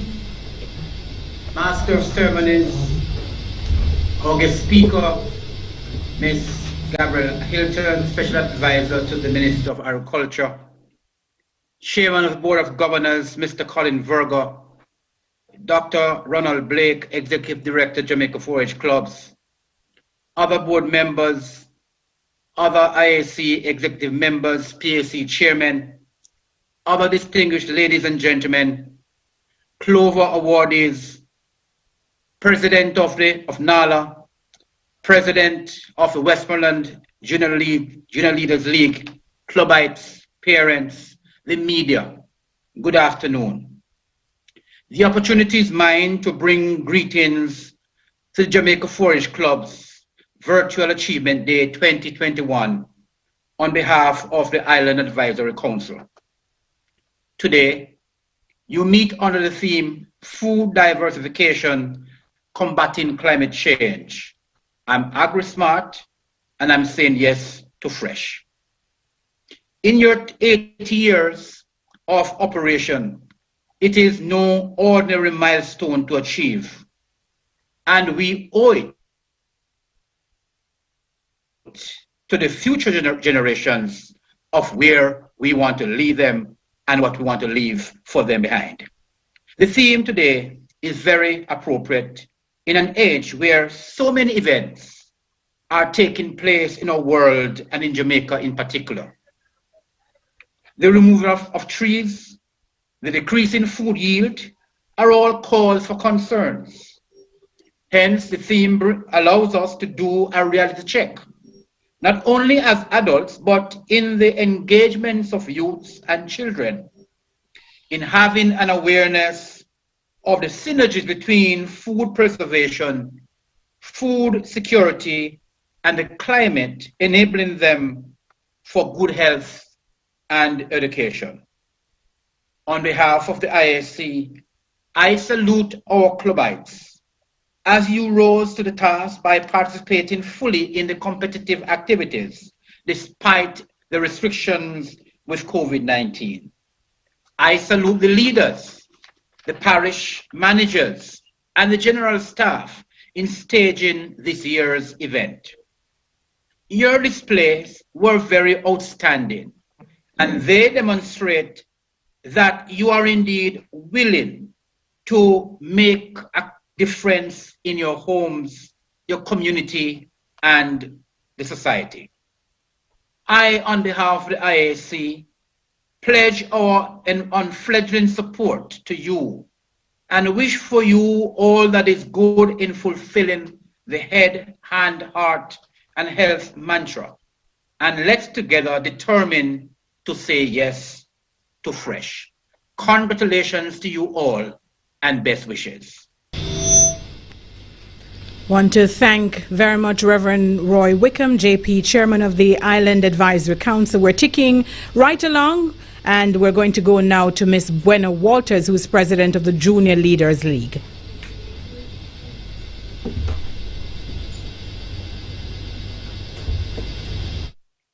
Master of Ceremonies, Resident Representative of the United Nations Development Program, Mrs. Denise Antonio, Minister of Industry, Investment and Commerce, Honorable Audley Shaw, Board Chairman, Mr. Colin Virgo, Executive Director, Dr. Ronald Blake, Special Advisor to the Honorable Floyd Green, Ms. Gabrielle Hilton, Chairman of the Island Advisory Council, Reverend Roy Wickham, First Vice President of the National Leaders Association, Mrs. Beverly Edmondson Edwards, 4-H partners, other distinguished guests, sponsors, our most ardent clubites, both locally and internationally, members of the public, members of the media, good afternoon. It is indeed a great honor to bring greetings on behalf of the Jamaica Junior Leaders League to you all at this, our very first Virtual Achievement Day. At this juncture in our journey, the Jamaica 4-H Clubs recognizes the essential need of our clubites to do exceptionally well and be a part of the growing group of young persons who aspire to have careers in agriculture, home economics, as well as agri-entrepreneurship. As we take this next step in the virtual space, we encourage you all to engage in and be a part of the Jamaica 4-H Club's mandate in keeping with today's theme, food diversification, combating climate change. It's a team of qualified professionals. The Jamaica 4-H Clubs implore you all to settle in and engage in one of the most informative and edifying virtual expos. We, the junior leaders, are particularly zealous about this day, as it has been one of the most anticipated events for the past several months. As a recent societal metamorphosis has asked of us all to adapt to change and recognize our purpose as 4-Hers, moving on to higher education, whether it may be from basic to primary, primary to high, or high to college. Today, I encourage you all to stay steadfast and resolute in your unique journey. Do not be daunted by online engagements or by your own ambitions, neither should you be inhabited by your fears. As you sit in the comfort of your homes and relax as we delve into this afternoon's proceedings, it is my most sincere wish that each and every one of you will leave with a wealth of new knowledge and inspiration, as we are all brother and sister clubs whose desire is to make the best better. Thank you very much. And I'm going to encourage you to put your hands together for her. Buena Walters is president of the Junior Leaders League, and I think when you hear our young people, they're so articulate, they're so great at what they do. We really want to show them some appreciation for that. The future is certainly bright. And now, ladies and gentlemen, we're going to have a cultural item courtesy of the JCDC.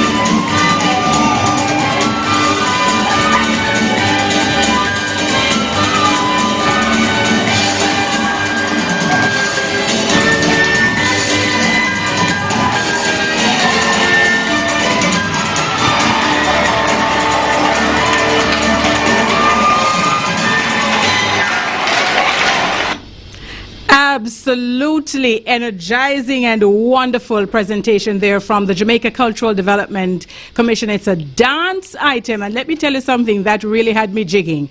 Took me back to my days, and if you think I chat a lot now, you should have seen me when I was much younger, because a lot of the skills that I developed actually came through the JCDC. I performed in speech, dance, music, all the art forms, I think except art. Drawing. But I tell you, JCDC, absolutely wonderful organization. So while Minister Shaw was working with the Jamaica 4-H clubs and being the national youth president, I was performing on the stage for JCDC. All right, ladies and gentlemen, put your hands together now and welcome to address us, Dr. Ronald Blake, Executive Director of the Jamaica 4-H clubs.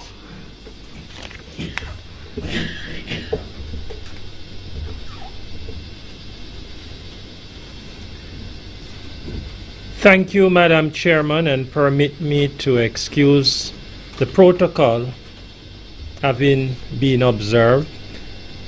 Ladies and gentlemen, today marks an historic day for the Jamaica 4-H clubs. The first virtual staging of our flagship National Achievement Expo.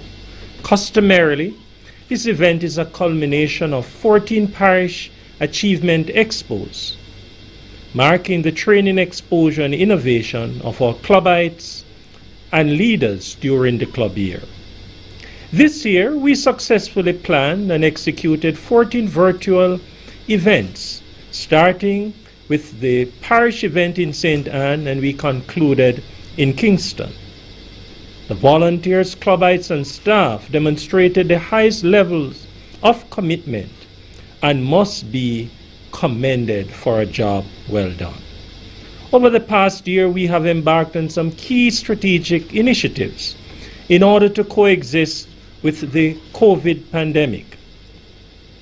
The provisions of scholarships and bursaries to young Jamaicans pursuing studies in agriculture was not only timely, but really made up for challenges families face in funding their students pursuing tertiary education. We were very fortunate that the 342 beneficiaries are in a better place in pursuing their studies in agriculture. Our home and family garden initiatives geared towards food security also provided valuable, safe outdoor activities geared towards food security, but also, in addition to food security, the event pulled the entire family together in the challenging times brought on by the COVID pandemic. Leaders and staff must be commended for braving the heights of the pandemic to provide labor and input support to the 451 school gardens that were operational. I am happy that many of the 500 youth who benefited from our REAP Starter program are here with us today, and some of them have participated in the Youth Farmer competition, and I'm very happy and just waiting to see them being awarded. Our dedicated staff working with our volunteers also provide 192,352 stimulated training opportunities, in addition to 1,256 persons benefited under our mastery level training program. There are some new initiatives supported by the Ministry of Agriculture and Fisheries that are presently being rolled out in order to remove the barriers youth face in entering as well as existing in the sector. Access to government-owned lands is a program that all young Jamaica wanting to get in the sector will be able to benefit in the next couple of weeks. The Youth in Fisheries program, it's the first time for the Jamaica 4-H clubs, but hundreds of our young farmers will be able to join our fisher folks in taking advantage of the career opportunities in the sector. The advancement of agriculture technology and innovation among our youth farmers is another key area of emphasis as we strive to improve agricultural productivity. The certification of our youth farmers in partnership with Heart NSTA Trust is another major initiative. We believe that improving our farmers through training and certification is going to help to prepare them to be better farmers in the future. This occasion, ladies and gentlemen, highlights the achievement of the organization. For this reason, we have revamped the event around the following objectives. 1, to create a medium that will engage members in the absence of the National Achievement Day in its traditional form. To create an experience capable of positively impacting our members. To highlight some of the negative impacts of climate change on agricultural production while promoting mitigation strategies to address same. And the final objective is to promote the diversification of local food as a strategy to strengthen food security. These objectives support the event's theme, food diversification, combating climate change, and is further underpinned by the tagline, I am agri-smart and I am saying yes to fresh. The event is a very compact one and features 12 competitive events, an opening ceremony, a virtual technology park, an awards ceremony that will recognize all our competitors, and the presentation of the 4-H Heist Award to 3 outstanding Jamaicans, and a closing out of the day with a family-valued entertainment package with performance from home as well as other countries. Ladies and gentlemen, we are indeed grateful to our international 4-H partners, some of whom supported the parish events and are here today all the way from South America. We have persons streaming in from the continent of Africa, Central, North America, as well as other Caribbean countries. This is an expression of the synergy that exists between 4-H peoples across the globe. We are happy for your participation as judges, those who are showcasing adaptable technologies, and for their participation in the entertainment segment of the event. To our many sponsors and partners, we could not have staged this event without you.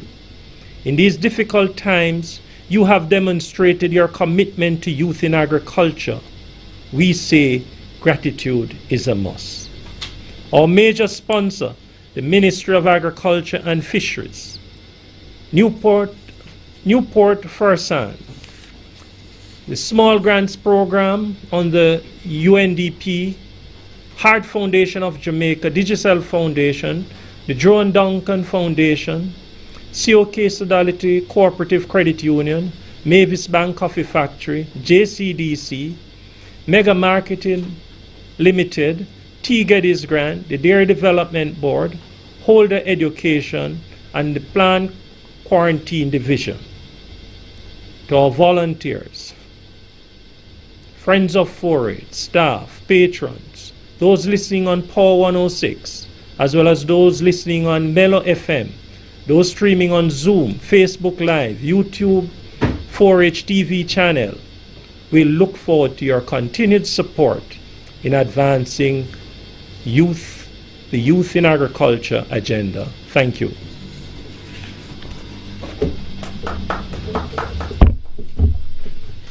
We say thank you very much to Dr. Ronald Blake. And Dr. Blake, I think you left something that belongs to you here that you might need. All right, so thank you very much. Thank you very much, Dr. Blake. He has been telling me to make sure that I wear mine all morning, so I had to get back at him to make sure that he's putting his on. But clearly, the future of this organization in very good hands. Thank you once again, Dr. Blake, to you and the team. Outstanding, outstanding work. And of course, the charge to the young people continues to do more in agriculture. The theme, food diversification, combating climate change, and the tagline, I'm agri-smart and I am saying yes to fresh. Ladies and gentlemen, our guest speaker today I know a little bit about her simply because I was at another function at which she spoke recently. She's an agriculturalist. She is a past student, I believe, of the College of Agriculture, Science and Education case, and she did some studies overseas as well, and here at home locally. She has been motivating other young people like herself. And of course, it is good that in keeping with the new face of agriculture, which the Ministry of Agriculture and Fisheries, they have been promoting that the new face of agriculture somehow includes the woman. I think it is very important, therefore, that she is the one who was sent here today to represent not only her ministry, but to do this special presentation. Put your hands together and welcome Ms. Gabrielle Hilton, Special Advisor to the Honorable Floyd Green, Minister of Agriculture and Fisheries.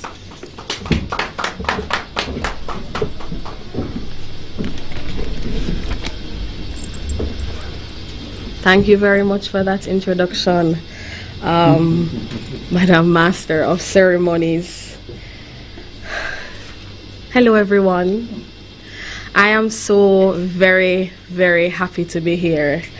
In a sense, I feel like I am at a family reunion of sorts. And before I get into the formalities, I'm going to tell you why I said that. On my way here, my father reminded me that in many ways 4-H helped him raise me up so I can stand on mountains, as the song singer says. My journey at the 4-H club started out when I was just a tiny tot at the primary school, Port Maria Primary School. So if you're online and you're from St. Mary, big up to St. Mary. But yes, my journey started there as a clubite at the 4-H club in Port Maria Primary, and I represented first then my school, then my parish at the national debating competition. I didn't win. I came 5th. What? And then I went again when I was in high school at St. Mary High for my school and then for my parish.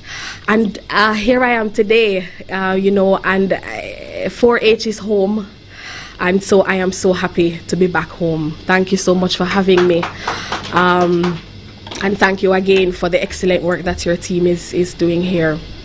The Honorable Audley Shaw, Minister of Industry, Investment and Commerce, my very good friend Colin Virgo, Dr. Ronald Blake, and the outstanding team at 4-H Club, and of course our viewers and young people who are online. Welcome again. Congratulations. Big up to the team at 4-H. You're doing excellent, excellent things. I've tuned in many times since the start of this morning because initially I thought I was to speak at 10. And fortunately for me, it allowed for me to be able to hear some of the presentations that happened, and I did not regret a minute of it. So Ms. McCormack and your team, Dr. Blake, look at innovation. What an excellent work you have done today. I won't say a lot. Because my cousins who spoke before me did an excellent job in saying some of the things that I have been asked to share with you. So that means that my speech will be short, sweet and spicy to the point, and if I am to in fact represent the minister, that is what he would want me to do. So I'm going to be quick and just share with you some of the reasons it is important for us to be here with you today. I serve also as Vice Chairman for the Board of Directors for the 4-H Club, and Chairman Virgo has really been getting at us and getting at the 4-H Club about how we can expand our reach to young people. The truth is that we talk, many administrations, many groupings before us, about how important young people are to the process and most importantly to agriculture.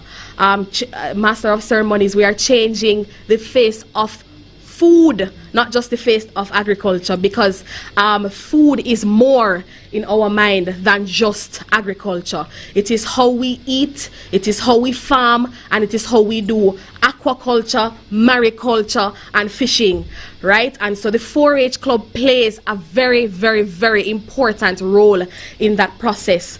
And it is through acknowledging that why the Minister has this year committed to, as Dr. Blake highlighted earlier, allocating 20% of all resources that are owned by the government towards young people who want to get involved in agriculture. That includes, but is not limited to, land.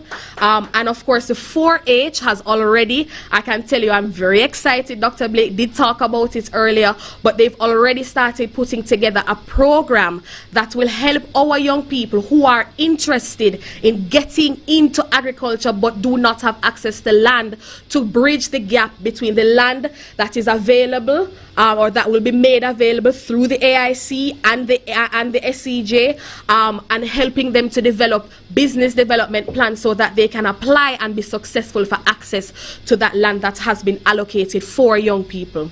Right? The other thing that we're going to be placing special focus on is getting our young people a seat at the table. We don't want to decide for you what we believe is important. We want to hear from you. We want to hear your voices and to allow for you to contribute towards the decisions that are made by government for you. That is why come July, this month in fact, we are going to be launching our Youth Advocate Council. And note, I said advocate because it is a council of young people who will advocate for the inclusion of expansion of our agriculture related issues. And that council will be made up of 10 young persons between the ages of 18 and 35. And the 4-H Club will have an extra special allocation for young clubbites like yourselves so that you can have an opportunity to sit as a part of that council and have your voices be heard.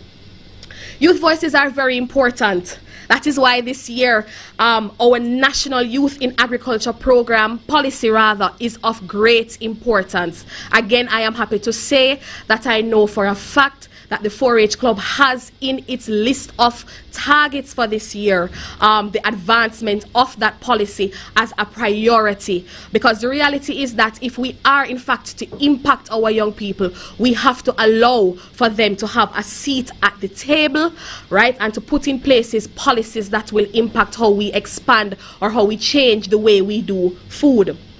Finally, we are going to be launching, Ms. McCormack, more opportunities for young people to contribute towards your voices, having your voices heard. And so at the board level led by Chairman Virgo, you know, we've sat with the team and we've asked for them to find new ways to help us help young people's voices be heard. And so Ms. McCormack and her team has put together a podcast that I'm so excited for when that will come on board, so that young persons led by youth, discussions about youth related to agriculture, related to fisheries, you will be able to share your voices to the rest of the world. And I did the research. I don't want to say that we're doing great things in Jamaica, but we're doing great things in Jamaica because I haven't seen that anywhere else. And so I'm so happy to be a part of a team that is leading that change, innovation, again, much like our virtual achievements day here today. Right? Finally, our Youth in Aquaculture program. That's what has been missing. And so when we sat with Dr. Blake, and I said, Dr. Blake, but we have to find a way to do something for young people who want to get involved in the fishing industry. Him said, Gabrielle, we're already ahead of you. We've already started meeting with the NFA and we've started putting something together. And so our role at the ministry is to find a way to provide the funding that is necessary to support that. And Dr. Blake, I can tell you as a fact, you have the 120% support of the minister. And we look forward to getting that program finalized and rolled out so that we can expand the way young people participate in the process of food. I tell people every day, nothing confuses me more than the lack of persons who are involved in agriculture. Everybody eats. So how can a business that feeds people not be a business that makes you rich? It's very simple. And so what we have to do as a government, as an agency, is to find a way to encourage more young people to get involved in food. We have to change the way people see agriculture and see fisheries. It is not a hustle. It is not something you do when nothing go on. Some of the richest people I know own the companies that feed us. So it means then, in reality, if we get ourselves together, if we are determined that we in fact do want to make a decent living, how can it not make sense to do that by doing something everybody needs, everybody relies on? Minister shared with me today, and I'm wrapping up now, a presentation that he heard by a young lady in Africa when she spoke at a conference, and she said something profounding, and I thought I would share. She said we have to stop talking about agriculture being the backbone of an economy. It cannot be the backbone, because you can survive without your backbone. It is the oxygen, because we cannot survive without oxygen, much like we cannot survive without food. So again, I want to close by saying thank you to the team at 4-H. I look forward to working with you, to changing the way we do food, changing the face of food, getting more young people involved into food. I have seen already that you are in fact committed to that task, and I am happy to be on board now to help us to expand how we get more young people involved in agriculture. Thank you. Thank you, Master of Ceremonies. Thank you, Minister Shaw, for the role that you would have played previously when you were Minister, sir. I'm so happy to be seated here with you today. And thank you again to the team and to our viewers online. Thank you for the time. So many of you are logged on, and we're so happy to have you. Thank you. Have a good day. You ever hear country people say them proud till them proudness drop a ground? I can well imagine how proud her father is of her. This journey that started with the Jamaica 4-H clubs that has led her to this point. And me can't chat enough, but this girl can chat better than me. I am telling you, listen to me, man. I watched her. She had her notes, but she didn't use the notes. She just went through, and Gabrielle, the future is very bright. I know you're out there batting for the young people, and particularly the Jamaica 4-H clubs, the young people, they can feel comfortable today knowing that their interests are being represented. Thank you so very much, Gabrielle. Well done. Thank you so very much. All right, so you see, she didn't disappoint at all. I met her at a previous function, man, and I'm telling you, she has it together. Ladies and gentlemen, we are now going to be moving into the presentation of Clover Awards, and for that part of this ceremony, we invite Ms. Carol McCormack, Public Relations and Marketing Manager of the Jamaica 4-H Clubs.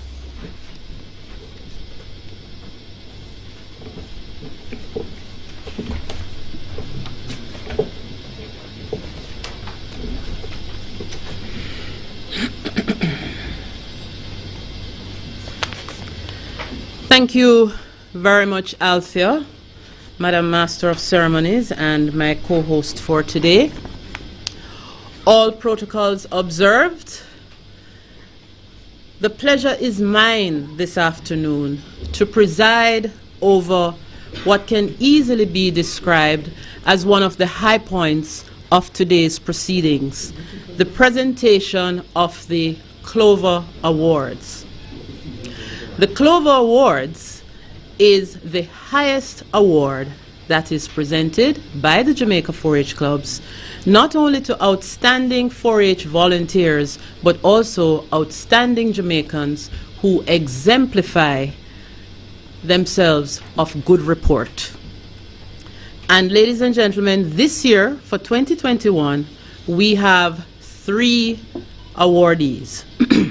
They are Mrs. Denisa Campbell-Bright from St. Mary, Mr. Fred Campbell from Clarendon, and our esteemed Minister of Investment, Industry and Commerce, Honorable Audley Shaw. I will read the citations, after which we will make the presentations. Mrs. Campbell-Bright, I believe, is joining us online. Mr. Campbell, he has sent his apologies as he's unavoidably absent, and of course we have here with us in-house Minister Shaw. So I will start with Mrs. Campbell-Bright. and if she is online, it would be nice if we could have her spotlighted. Mrs. Denisa Campbell-Bright is a notable 4-H Club's Hall of Famer who began her journey as a clubite in primary school. This experience equipped her with the skills and knowledge to later make the transition from 4-H member to leader, and in 1979 she supported the Walkerswood All-Age School in that capacity. A year later, Mrs. Campbell-Bright would impact the Horace Clark High School, formerly Islington Secondary, in a similar way. Under her leadership, she identified and later developed the skills and talent of 2 Jamaica 4-H Club's members who later became exchange program representatives, one representative from the International Farm Youth Exchange Program and the other representative from the Michigan Exchange Program. Her milestone achievements over the years as a dedicated 4-H'er continued to propel her success within the movement and afforded her the opportunity to serve the National Leaders Association, also known as NALA, in various capacities. She has served as recording secretary and later chairman for over 10 years. She has also represented NALA on the board of directors. She remained instrumental in her work with the Jamaica 4-H Club's voluntary arms, serving as a council member both at the Parish Advisory Council and the Island Advisory Council levels for a number of years. She has also served as a vice chairman of the PAC with responsibility for fundraising and special projects, where she managed to galvanize much needed support in the forms of cash and kind. Her contribution to the Jamaica 4-H Clubs has transcended all levels. She has selflessly given her time to serve as member of various parish camp committees, house mother/supervisor, and assist with many other duties. Achievement Days have benefited from her vast experience and knowledge through her assistance with training, being a project coordinator, and being an adjudicator. She has hosted participants in the IFI program. Although retired, she continues to serve as assistant leader at the Horace Clark High School, continuing the work she started 42 years ago to contribute to national development. Mrs. Campbell-Bright is the epitome of commitment and dedication. The Jamaica 4-H Clubs present the Clover Award to Mrs. Denisa Campbell-Bright on this day, Friday, July 2, 2021. And we can give us a round of applause, and likewise online, you can just, and Mrs. Campbell-Bright, I am seeing her online. Congratulations to you, madam. Next, we turn to Fred George Campbell. A momentous occasion occurred for Mr. Fred George Campbell in September 1951 when he became a member of the 4-H Clubs. Fate steered his life journey on a path toward living the Clover dream, and in 1953 he received his first project book in vegetable gardening. His early involvement in the Jamaica 4-H Clubs whetted his desire for 4-H excellence, and while enrolled at Clarendon College, he continued his membership, being a consistent high achiever. This shaped his notability and influenced his decision to later become president. He continued to demonstrate a high aptitude for all 4-H related activities and went on to represent the parish of Clarendon in cattle judging.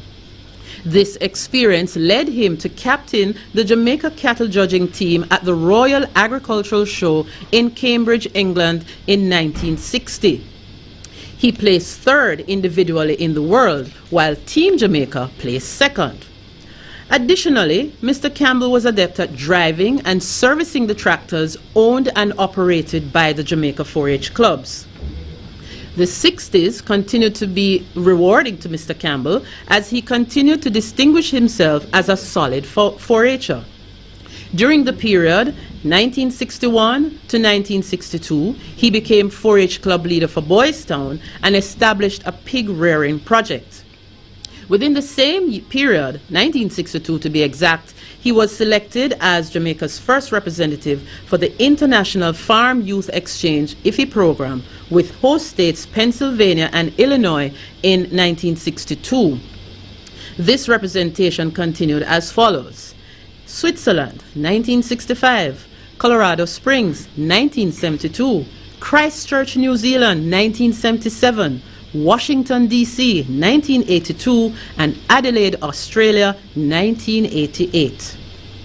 Having been associated with and served the Jamaica 4-H clubs for almost 5 decades in various capacities with distinctions both locally and internationally, Mr. Campbell is indeed a true icon within the 4-H movement. These acclaims are worthy of mention. His service given as chairman of the Island Advisory Council and his many years of service as a member of the Clarendon 4-H Parish Advisory Council, of which he is currently the chairman. Mr. Campbell is a perpetual symbol of patriotism and dedication, and we are grateful for his invaluable contribution towards the efforts of the Jamaica 4-H clubs. The Jamaica 4-H clubs presents the Clover Award to Fred George Campbell on this day, Friday, July 2, 2021. And if you look towards your screen, you will see an image representing Mr. Fred George Campbell. Ladies and gentlemen, we now turn our attention to Honorable Audley Fitzalbert Shaw, CD, MP. Within the 4-H Club's circle of life, the Honorable Audley Shaw has completed his revolution. A journey that began from his days as a clubite at the Homewood Technical High School and seamlessly transitioned to the eminence of holding ministerial positions, including that of Minister of Industry, Commerce, Agriculture and Fisheries, it is safe to conclude that he has run the gamut of his association with the Jamaica 4-H clubs. Mr. Shaw's destiny was partly shaped by his humble beginnings in the cool climes of Christiana, Manchester. This destiny continued to unfold when he joined the Jamaica 4-H clubs in 1967, where he actively participated in 4-H activities and competitions. His love of agriculture was influenced by his brother and father from an early age. His father was a farmer and his brother was deeply involved in agriculture. A monumental occasion for Mr. Shaw occurred when he received a calf that was birthed from a cow that was gifted to his brother. These experiences would help to shape him into a well-rounded individual, and soon after he became club president at school. This led him to participate regularly in events at the Denby Show ground in Clarendon during his 3-year tenure as a clubite. In 1970, the highlight of his 4-H experience came when he was elected national president of the Jamaica 4-H clubs by his peers from across the island.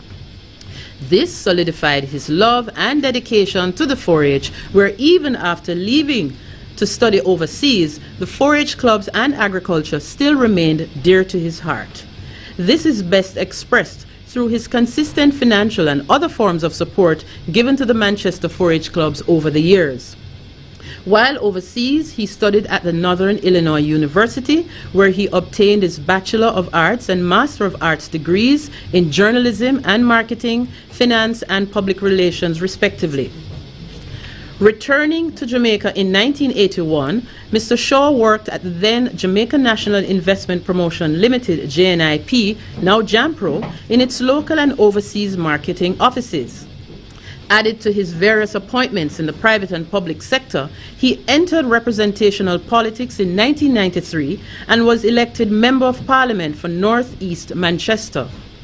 Mr. Shaw has since been elected for 6 consecutive parliamentary terms and now holds the distinction as the longest serving Member of Parliament in the parish of Manchester. In 2013, he was conferred with the National Award, Order of Distinction, Commander Class in the field of the public service. On March 28, 2018, he was appointed Minister of Industry, Commerce, Agriculture and Fisheries, where along with the other agencies within this super ministry, he was again reunited with one of his first loves, the Jamaica 4-H clubs. In his various interactions with clubites and leaders, he happily regaled them about his 4-H recollections. His aim was not only to share his stories, but to motivate clubites to pursue endless possibilities, despite how challenging their circumstances were. He often encouraged them to, and I quote, aim high, aim for the stars even if you catch the moon, end quote. He currently serves as Minister of Industry, Investment and Commerce, and despite his esteemed titles and dynamic portfolio, Minister Shaw still keeps his 4-H memories among some of his most treasured. It is for this support, love and dedication that the Jamaica 4-H Clubs recognizes this outstanding former clubite and minister with this prestigious Clover Award. Today, sir, we honor you for your love, dedication and stewardship of the Jamaica 4-H Clubs as you continue to espouse the spirit of making the best better. The Jamaica 4-H Clubs presents the Clover Award to Honorable Audley Fitzalbert Shaw, CD MP, on this day, Friday, July 2, 2021. Ladies and gentlemen, can we stand? And Minister Shaw, can you come forward? The Clover Award, the citation and the award itself will be presented by Ms. Bernetta Carr, National Training and Placement Coordinator. And we're just going to rearrange ourselves to allow for the presentation, after which Minister Shaw will respond on behalf of the recipients.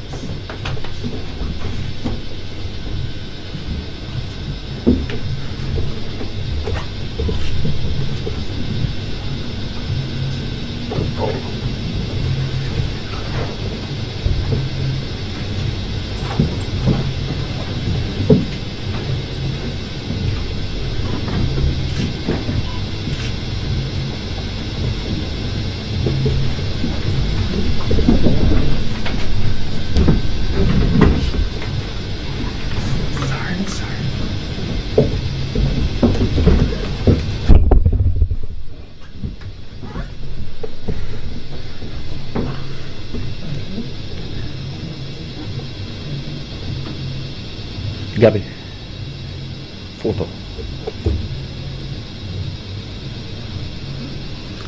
No, it's calling for the photo.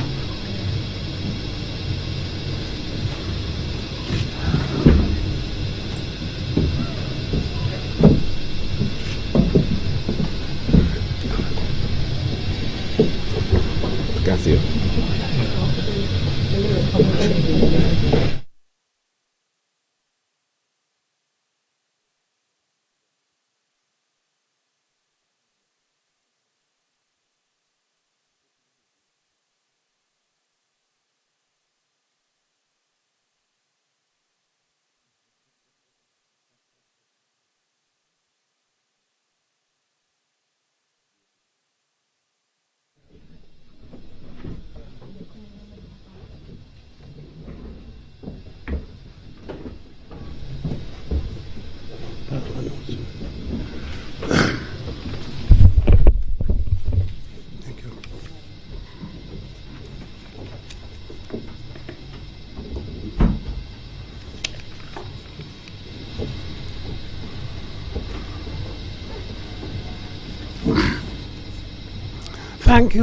Thank you very much,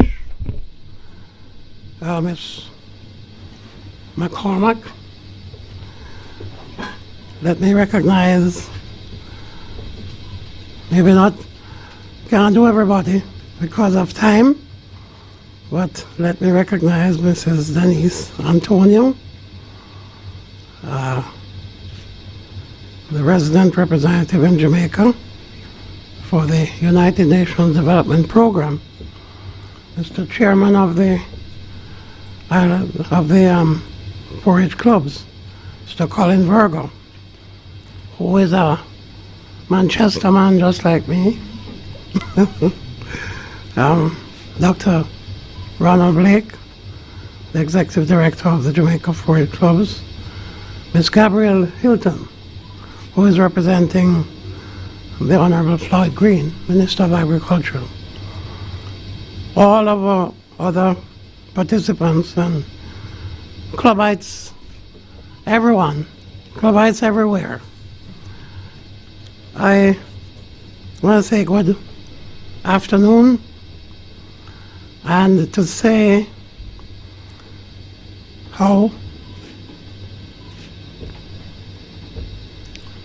touched I am for this recognition. And I want to say, first of all, before I speak of myself, I want to congratulate my other awardees, Mr. Fred Campbell and Miss Denisha Campbell Bright. I want to say to Mr. Campbell that I noticed he started the 4-H movement in 1953. I want to tell him that in 1953, I was 1 year old.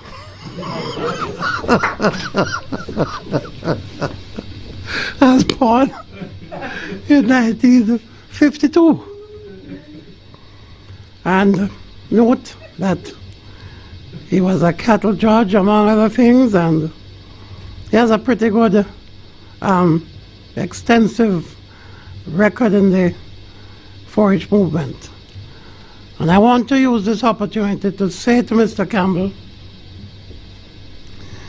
that I observed that he attended the Royal Agricultural Show, and I have to correct Miss McCornack to say that the Royal Agricultural Show is not in Cambridge, in England. It's in Coventry, in England. Because I want to tell you and Mr. Campbell and everybody else, the reason I know is that in 1969, I also attended the Royal Agricultural Show in Coventry, in England. I was given that award by the club in Mandeville, Rotary Club of Mandeville in Manchester, in part because of my performance with the 4-H movement. In that same year, 1969, I was elected national president of the Jamaica 4-H clubs. And I was not able to attend my graduation at Homewood Technical High School because I accepted the invitation of the Rotary Club of Mandeville to attend the Royal Agricultural Show. I think I might have to write a book. And I also want to say of Miss Denisha Campbell Bright, who has served with distinction in so many positions, including former chairperson of the Island Advisory Council, served as host mother at 4-H camps, very important role, host mother, giving inspiration to young clubbites.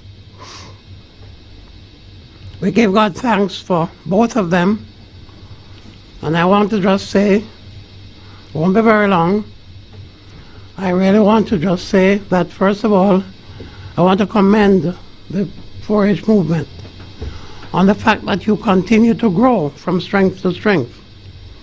110,000 members. I'm told that we now have the second largest 4-H membership in the world. Come on, clap, clap, come on, come on. That is absolutely outstanding. I am impressed. You have already read my journey, but I want to just share a few little points in that journey that would not have been in the script. And I think it's important for our clubbites to hear this. I want them to know that I am from the same humble beginnings as they are. Very important. Sometimes people see you they think you're born in privilege. Born with a silver spoon in your mouth. I wasn't. Up to now, we can't find a silver spoon.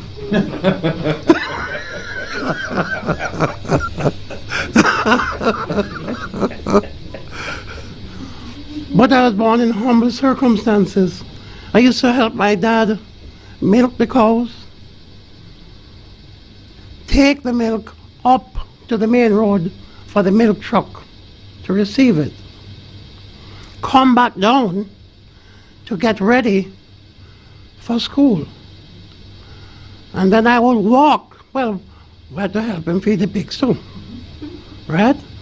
And when it was coming time for planting, mashed potatoes and other things, I'd have to help with that too. Then I'd have, when I come back from the milk road, get ready, have a shower, and walk to school. Christiana Lee's primary school, about 3 miles away from my home. And then Homewood Technical High School, walk to school.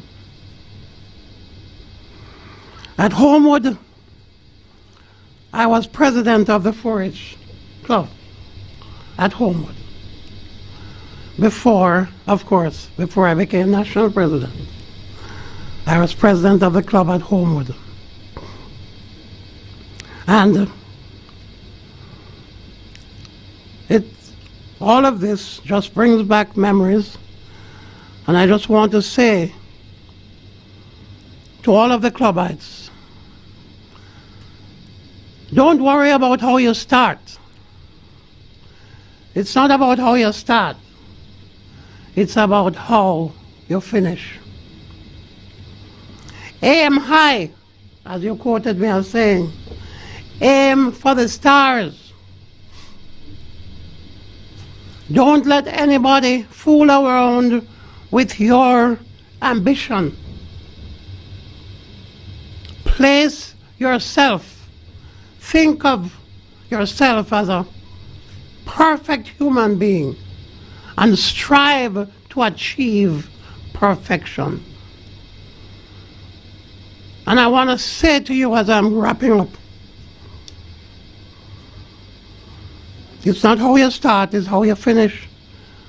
And there's a saying, in the pursuit of excellence, in the pursuit of excellence, one person can make a difference.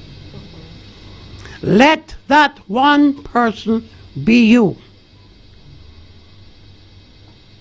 I have, over the years, sought to pursue excellence in whatever I do.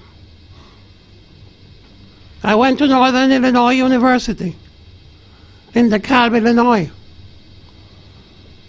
I had to work my way through college. I started washing dishes in a restaurant. And they asked me if I had experience cooking. I said, yes, I used to. The first person that would come from high school back at home. 6 children, including my twin sister.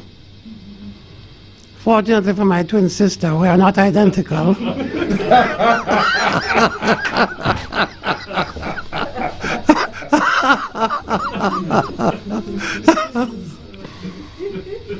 Would come home, do the cooking, and that was my experience. That was my experience. And I started out washing dishes in the restaurant. I ended up as the manager of the restaurant. Even as I pursued and got my bachelor's and master's degrees from Northern Illinois University. The last 2 years, 2 or 3 years, I never had to pay my school fees because I joined the debating team. And when Manayad was on the team, everywhere we went, we win. And some of them complain is that wretched Jamaican with an accent that causing him to win.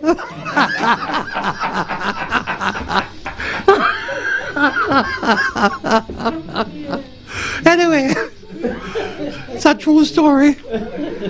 I just want to say to all of you, and I've said these things because I want our clubites to know, don't let anybody worry with your, cause you to worry about your ambition. If at first you don't succeed, try and try again. Okay? And I leave with you.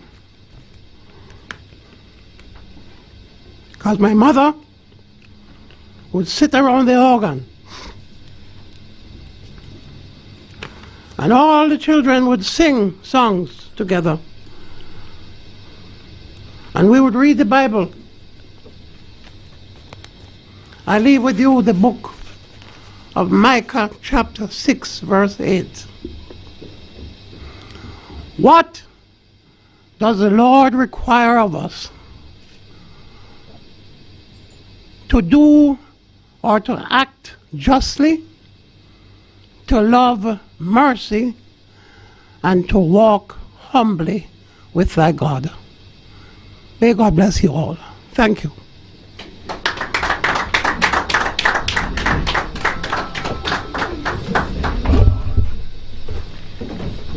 Ladies, let me get off this mask because this requires me to unmask. Put your heads together once again for the Honorable Audley Shaw. Never short on wit, certainly not short on talent, which would have led him to where he is today. The gift of gab. I think that's a wonderful thing to have, sir, because it has served you well over the years. And by the way, a lady never tells her age, but one of those years that you've mentioned, that's the year in which I was born.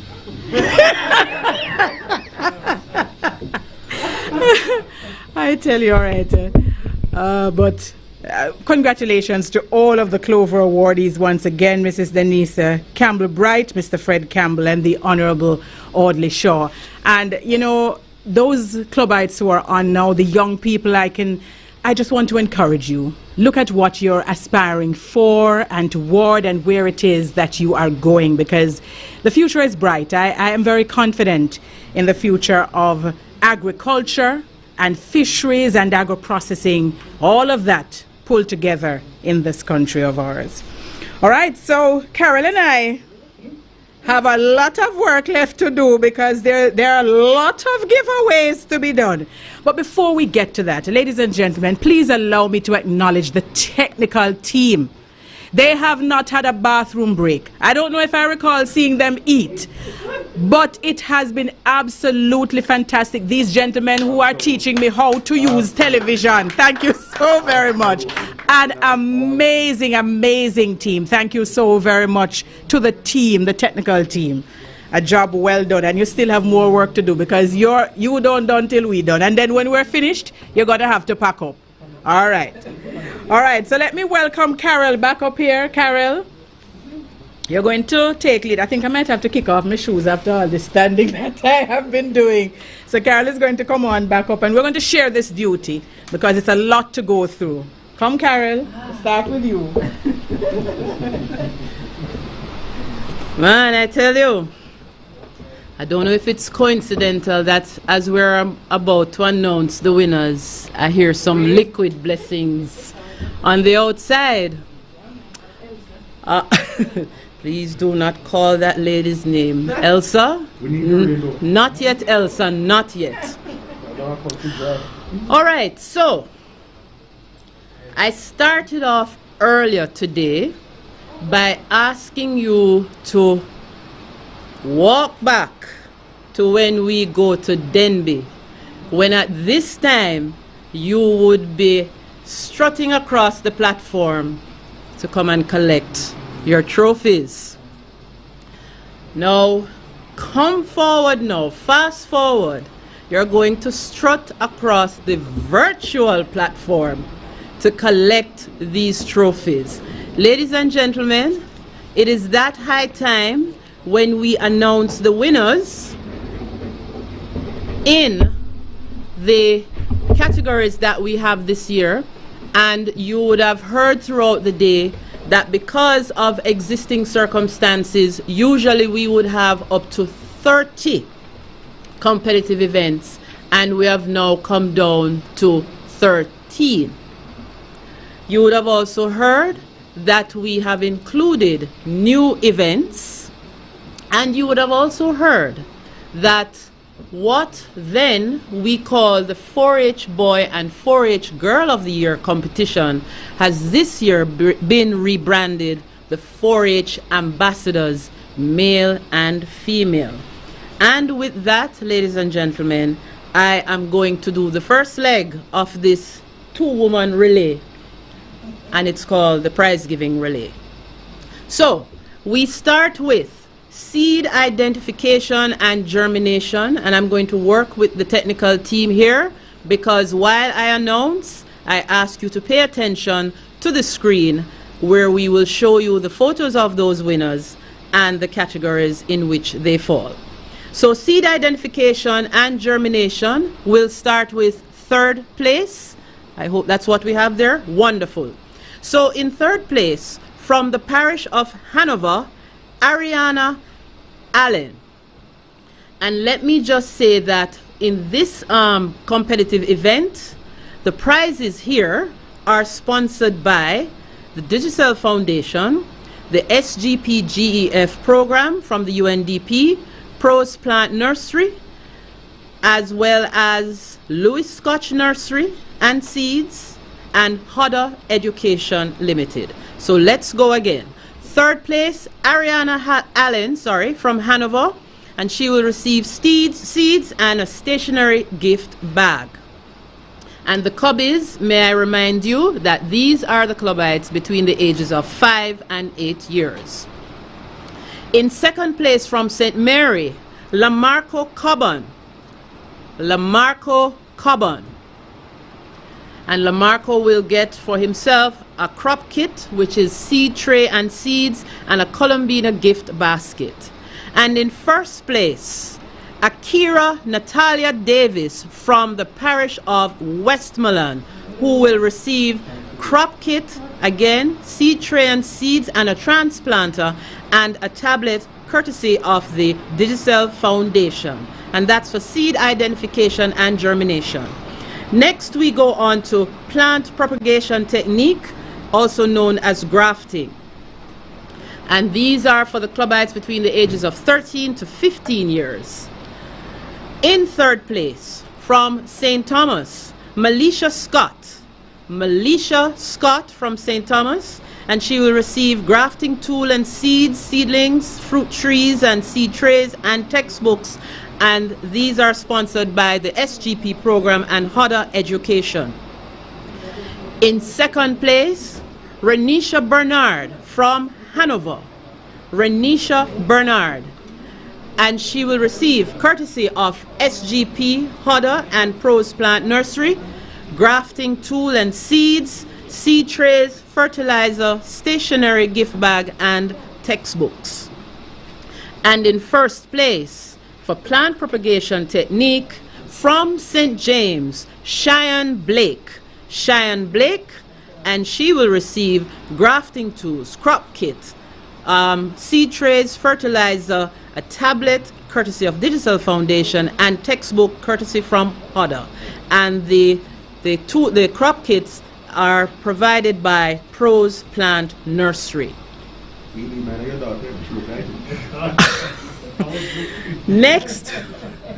Next we go to rabbit care and management. Rabbit care and management, starting off with 3rd place.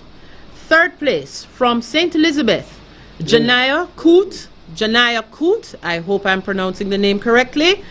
And she will receive a pair of rabbit and feed, courtesy of Gary Miles, the SGP project, and the Digital Foundation. In 2nd place, we have from St. Anne, Javon Johnson. Javon Johnson from St. Anne, 2nd place, who will also receive a pair of rabbits, feed, and a Columbina basket.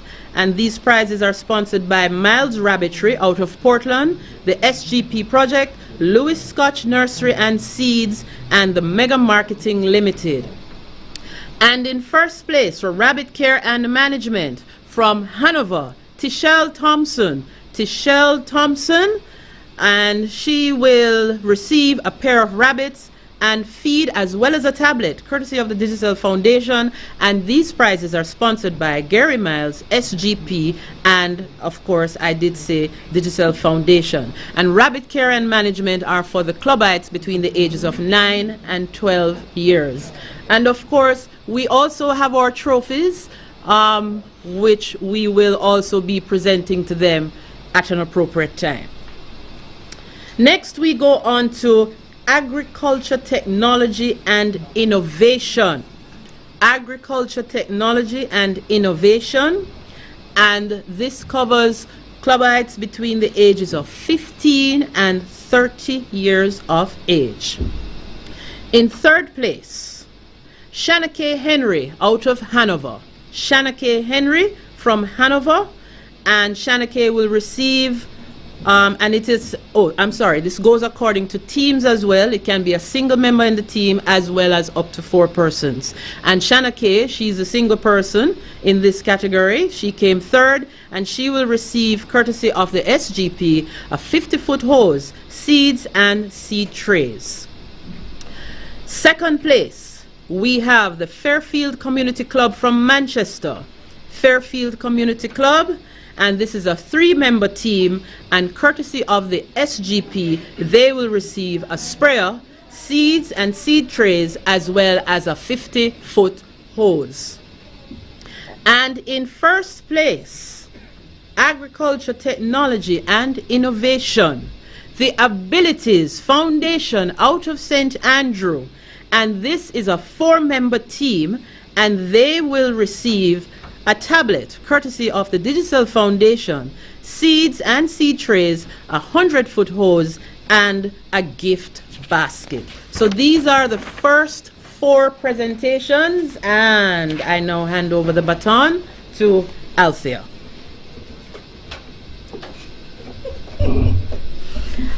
Okay, so the first 4 presentations, I've taken off my shoes. You hear I've been standing in heels all day? That's all right. All right, so I'm tipping. I'm now tipping, so I might as well have kept on the heels, I think.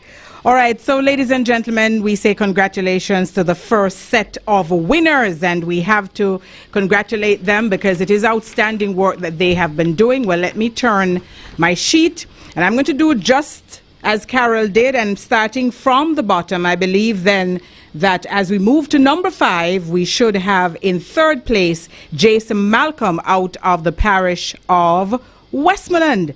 And so we say congratulations to Jason, who will receive, and this category is the Youth Farmers Competition Livestock and Crop Production. And Jason would receive a 100-foot hose, seeds and seeds, trays and sprinkler, and agricultural chemicals. So congratulations. By the way, this is the 17 to 35 category. In second place, out of the parish of Hanover, we have Ricardo May, and Ricardo wins 1 sprayer and crop kit, seeds and seed trays, sprinkler and agricultural chemicals. And we also have in first position out of the parish of St. Anne, Janelle Graham. Janelle will receive 1 tablet, a yogurt, they're very specific, seeds and trays, as well as sprinkler, fertilizer, and starberry seedlings. Now, we want to say thank you to Japheth Jackson from Westmoreland, who donated the goat, and he is giving the goat to the youth farmer winner. So we say congratulations. Of course, we thank him for that donation very much. We also want to point out that the sponsors of this category, SGP, Digicel, and Pros Plant Nursery. All right, we're moving to the category family composting, the family composting competition. And of course, this is like team tag, just the same way that Carol and I have been playing team tag this afternoon. But I don't know what kind of team this is. Some of them made up of only 1 member. Mr. Shah, ever hear of a 1-member team, sir? Anyway, in third position, Lemel Anglid out of Hanover. And Lemel receives seeds and seed trays, 50-foot hose, stationary bag, a transplanter, and textbooks. Boy, I'm telling you, that is amazing, isn't it? Well, me too. I'm with you there. We go now to the second place winner, Kenesha Stevenson, out of the parish of St. Anne. And Kenesha, flying solo, receives seed and seed trays, 100-foot hose, stationery, a Columbina gift bag, basket, transplanter, and textbooks. And I should point out that the SGP, Pros Plant Nursery, and HUDA are responsible for the 2 prizes that I just announced. And now to the winner in this category, out of the parish of St. Elizabeth. Now this is a team, Maurice Lee and Dina Mel Francis. And they receive a tablet, crop kit, seed trays, 100-foot hose, transplanter, stationery, Columbina gift bags and basket, textbooks, and strawberry seedlings. Well, that sounds like a winner to me. Quite a bit that they can do with all of that. All right, and let us now, we're moving right along. I think we've completed that category, and so we say congratulations. We're moving now to the preservation of vegetables, freezing. And we would have seen some of that a little earlier on in the video that was shown. Remember that young lady? She blanched her vegetables and then she bagged it and then she went on to freeze it. So, you see, I was watching Carol. I should get a prize for that. All right. But in this category, in third place, we have Natoya Williams out of the parish of St. Elizabeth. And Natoya receives a knife set, textbooks, and stationery gifts.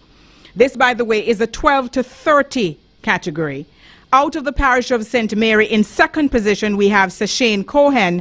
Green cutting board, vegetable cutter, textbooks, and stationery is what Sashane receives. And in the number 1 position, we have Denise Holness out of the parish of Westmoreland. And she receives a pot set, vegetable cutter, textbooks, and Columbina basket. And this, you notice how the prizes align with the era in which they have entered the competition, and that is an absolutely wonderful thing. And so I'm going to go now to the 8th category, and this is the culinary challenge. I think Audley Shaw would win this one. Yes? If he had entered, he would have won this one. This one had so many entries that, ladies and gentlemen, they couldn't just give 3 prizes. They had to award places 6 through 1st. And so we're going to start with Theresa Hamilton out of the parish of St. Catherine, an IGL gift certificate for an 11 kilogram or 25-pound cylinder. A lot of cooking going to take place in these homes, I tell you. Out of the parish of St. Elizabeth, in 5th position, we have Tamisha Thomas, and she also receives an IGL gift certificate and an 11 kilogram or 25-pound cylinder of gas. We have in 4th position, Ijalon Reed, and Ijalon is out of the parish of Trelawney, also receiving an IGL gift certificate and a 25-pound cylinder of gas. Now let us move to the 3rd place finisher out of the parish of St. Anne. That is Kenesha Johnson. Kenesha receives a NutriBullet plus an IGL gift certificate. And of course, that is for now, is a step up now, more gas for more cooking. A 30-pound cylinder plus a gift basket.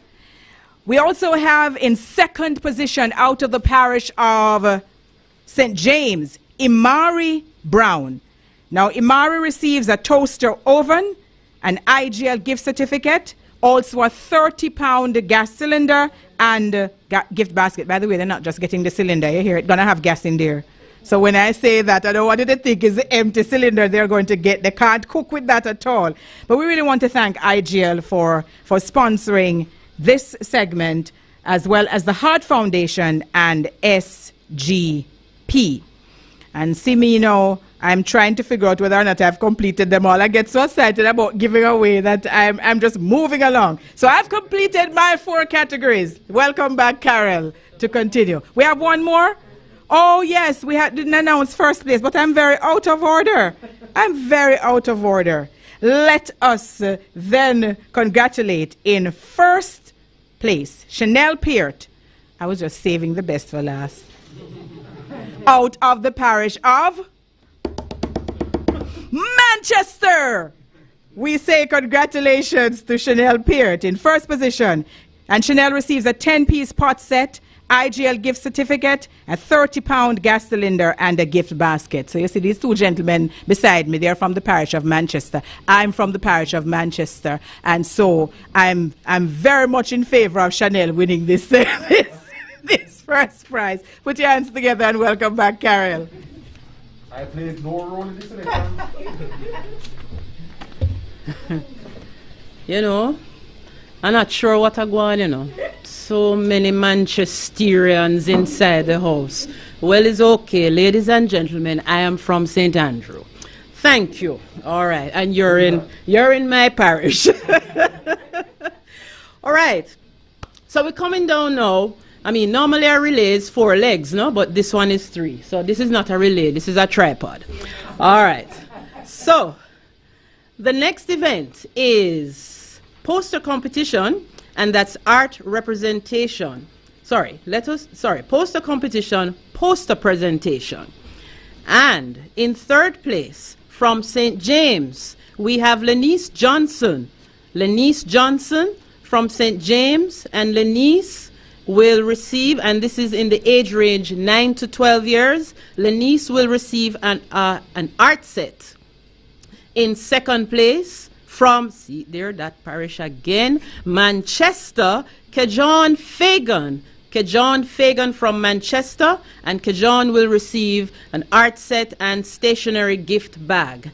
And in first place, from St. Anne, Matthew Robinson. Matthew Robinson, and Matthew will also receive art set and Columbina plus stationery gift basket and bags, and this entire category is sponsored by the SGP and Hodder Education.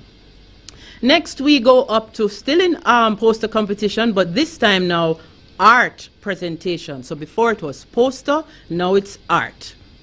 In third place, from Hanover, Carissa Paul, and Carissa, and these are for the youngsters between 5 to 8, so these are the cubbies, and Carissa will receive an art set.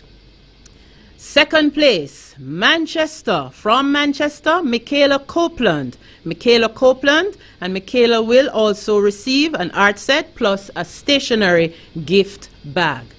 And in first place for poster competition art presentation, we have Jayla Lawrence out of St. James, and Jayla will receive an art set plus a Columbina and stationery gift bag.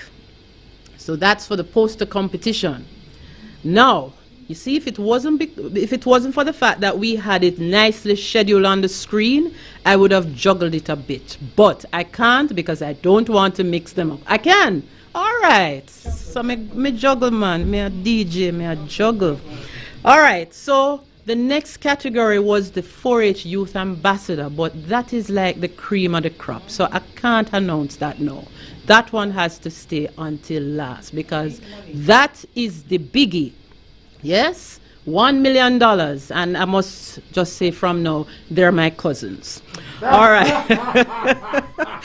So let's jump over that a little bit and go to 4-H jingle.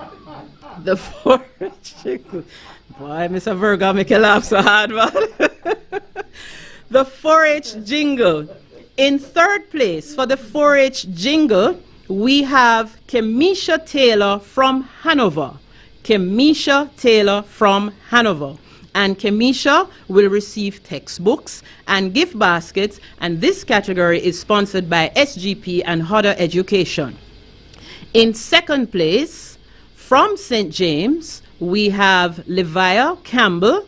And Levia will also receive textbooks and gift baskets. And in first place for the 4-H jingle, in first place, and I want to hear this jingle, coming from Kingston, and the clubite is Denali Dowdy from Kingston, and Denali, Denali will receive textbooks and gift baskets. Next, we go to... All right, we're going to play the jingle. We're going to do it right now. All right, so we're going to hear the winning jingle. So let's pause and listen to this winning 4-H jingle. The yes, the fresh, our environment, I forget the best. So we plant up the trees and plant the veg. The vegetable ground provision we make in the ground. From the ground to the tree to we belly. Digest that, then we drink up the jelly. Plant up the place, make it look so very green and fresh, full of veg, and we get enough oxygen. Say yes to fresh, plant in the dirt, if you do it in a hurt you. Say yes to fresh, clean environment, we a curse you. All right, so that is the latest addition to the 4-H repertoire, yes? Get the tune anytime you hear it.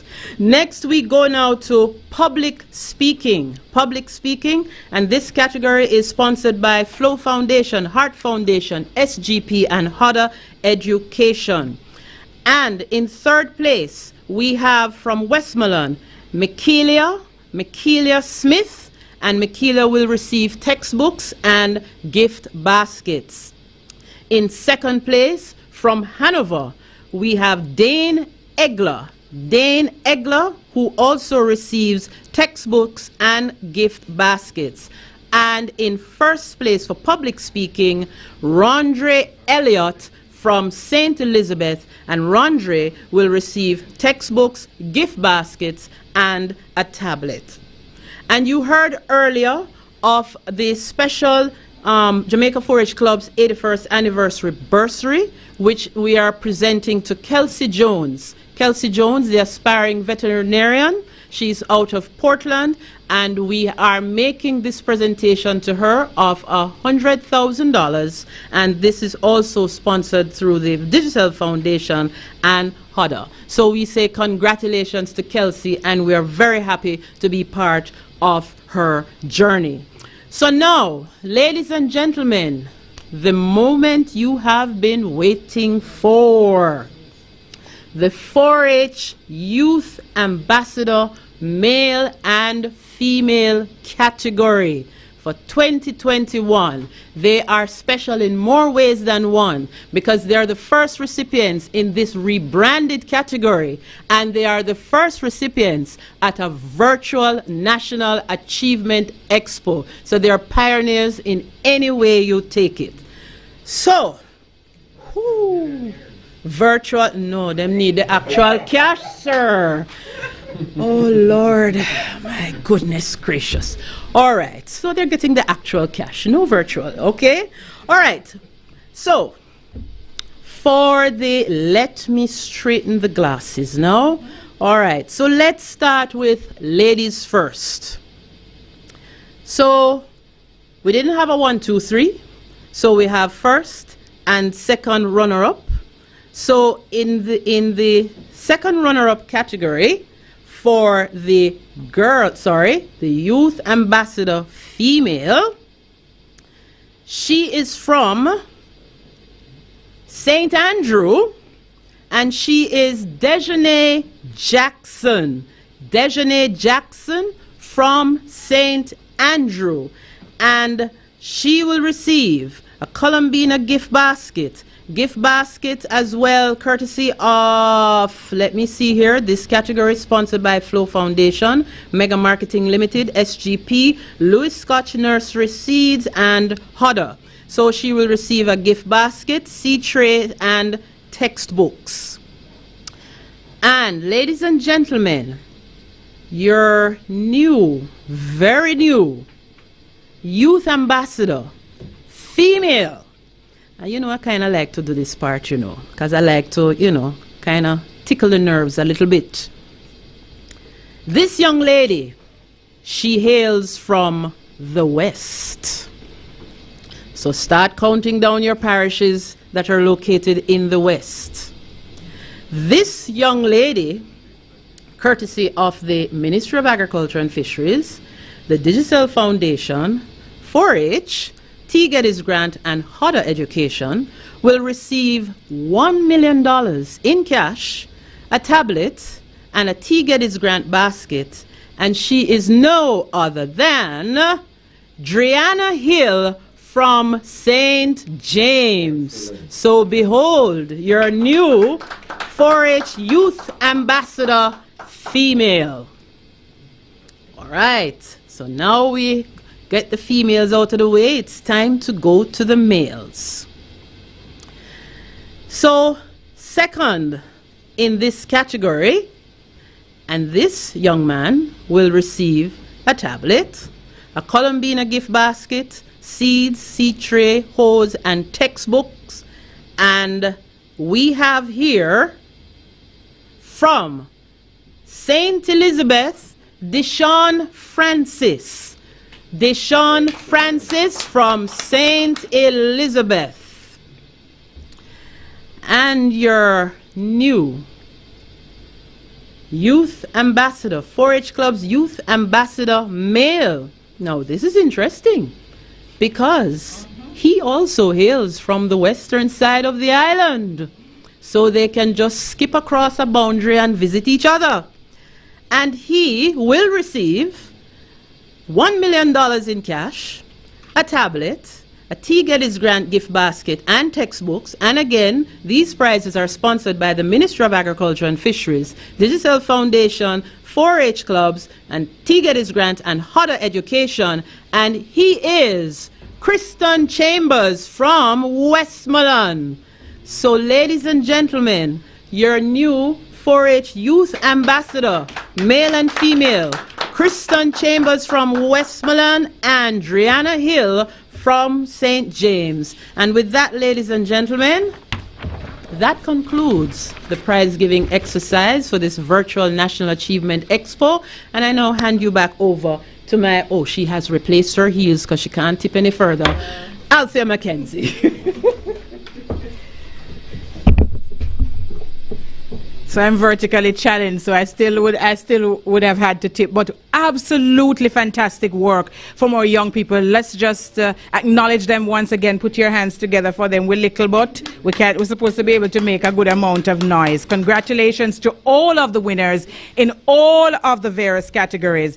And just in case you thought we were finished for the evening, we do have an entertainment package that is coming up now. And yes. You have winners to announce, to sir?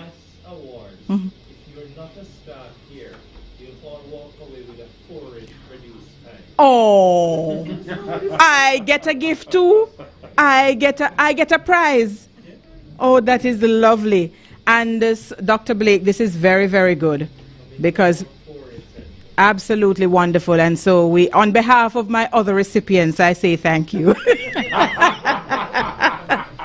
Thank you very much. And Carol is telling me that she has other things to give away. Carol has announcements. All right, so Carol is going to make some announcements, as only she can make, because she works in Jamaica 4-H Clubs. All right, so very quickly, earlier we had some trivia questions, and I'm now just being fed with the information containing the recipients. So we did it in phases. So here we go. So the winners from the first phase. In the parent-teacher category, Jodian Thomas, and Jodian receives a Heart Foundation basket. In the Clubite category, Deshaun Francis. Deshaun receives textbook and Columbina gift bag. And in the open category, Michaela Smith, who receives 5 packets of seeds.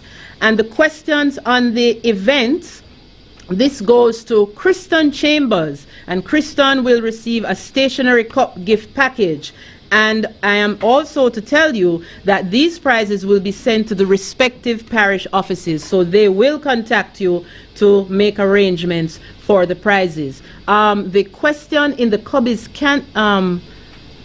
the Cubbies category, we will have to do some other questions for the Cubbies, so we can do that during the entertainment package.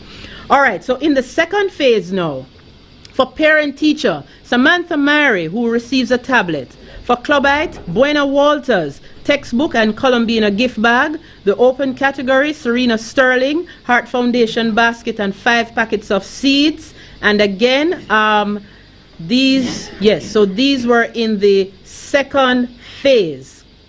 All right, And the next set of questions that we give out just before the entertainment package, you are going to do that via WhatsApp. And those persons, I'm telling you, the message is just coming in. Those persons who want phone credits, please to check your phone, them send it already. All right. So let me come back here now. Wait, that's what people didn't answer, man. My goodness gracious. Or is this a repeat? No, this seems to be a repeat. All right, let me look here. The winner for the Cubbies question to identify the 4 H's. The winner is Zania Anderson from Gifted Hand 4-H Clubs, and she is 6 years old. Yes. And the number that was provided was her father's phone number, and it has been credited with, yes, and it has been sent to the phone. The winner from Facebook, for naming the sponsors is Crystal Hay, and we have the number, and it's the Flow Network, and of course that was sent. And the winner from Facebook for naming the parish manager is Mona Christie, and we have the number, and that was sent to the Digicel network. Now, you would have been watching closely, and you would have been seeing some signing, and we did this specifically for those the hearing impaired. And I just want to take this time out to recognize Miss Wheatley and her team, who have been so intensely and vigorously signing. Thank you very much, Miss Wheatley and your team. Can you, I think that means thank you. Yes, I am learning as we go along. Thank you too. And they are from the Caribbean Christian Center for the Deaf in Manchester. That parish again.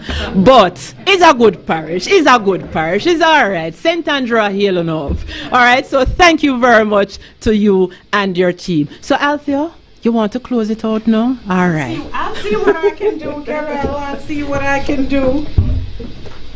By the way, it's not my fault that we're who we are. And to be fair, I was actually born in the parish of St. Catherine.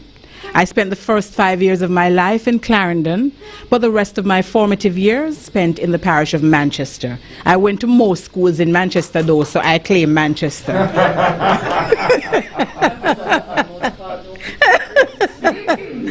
Oh, what an absolute delight it has been to spend this time with you here today.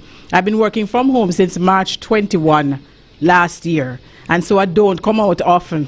So you see how excited I was to come into this space and spend time with you and just be very happy about what has been going on and the development that I have seen in the Jamaica 4-H clubs over the years. I've been watching their movement, and Carol will tell you that I'm always very keen on the work that is being done by the Jamaica 4-H clubs. Well, ladies and gentlemen, we're going to wrap this up with entertainment. But I need to tell you where the entertainment is coming from. We have the JCDC. We have entertainment out of Argentina, right? We have a saxophonist, and we have Yaxter and others. Plus, we also have Ted Roy Gordon and Ren Gray. Is it Ren Gray? Ren. Right, Ted Roy and Ren. All right. And I hear Ren is out of Tobago. All right. So it is a real multinational entertainment package that has been put together. I don't have much else to say. I leave you the same way I started. Shalom. May you be sound in heart and mind and body and in spirit. And when you leave here this evening, please do not go home and say, we are not having a hurricane. Don't be like Karel. You must make sure you go home and prepare. If you have no tin stuff in your cupboards, please go out and get some. Do not, however, do it in such a way that you put yourself at risk, because COVID still a keep. I want you to be mindful of that. So when you go out and you're going to do the shopping, and don't buy more than what you need either. You must be very practical. Some people have lost their jobs during this COVID period. Some people have become some wonderful, wonderful farmers and homemakers during this period. Yes, man, it's a serious thing. And so we really want to encourage you, be safe out there. Hurricanes are no joke. And so while we're getting the blessings from above in terms of the rainfall, the country needs it. But I also know that we have to be responsible in our actions. And I must tell you that a lot of what happens in terms of the erosion that we see out there in terms of the soil, a lot of it has to do with the habits that we have gotten into. So when we talk about climate change and we talk about a place like the United States where people are facing 106-degree heat, you know, and in a place like Canada where 77 people had, well, the numbers may be higher now, had so far died as a result of the heat. You realize how blessed we are as a country and a people because we're very heat tolerant down here in Jamaica. But we must not take it for granted. We must never take it for granted. And so blessings to you. Thanks to my co-host, Carol. Thanks to, of course, to the executive director of the team, Dr. Ronald Blake. The technical team have to big them up. You know, we should get the names. Carol, you know the names of the tech team? They have been Mr. Lawrence, Andrew don't have no last name, Mr. Johnson. So, and Dean. And Dean, thank you all very much. Outstanding work. And what is the name of our photographer? Mrs. Taylor. You want me to thank you too? Dwayne Moody, thank you. I don't know what you did, but thanks. Oh, and we must acknowledge the fact that they're from the Northern Caribbean University. And so thank you, NCU, for all of the hard work that you did today. Ladies and gentlemen, I bless you.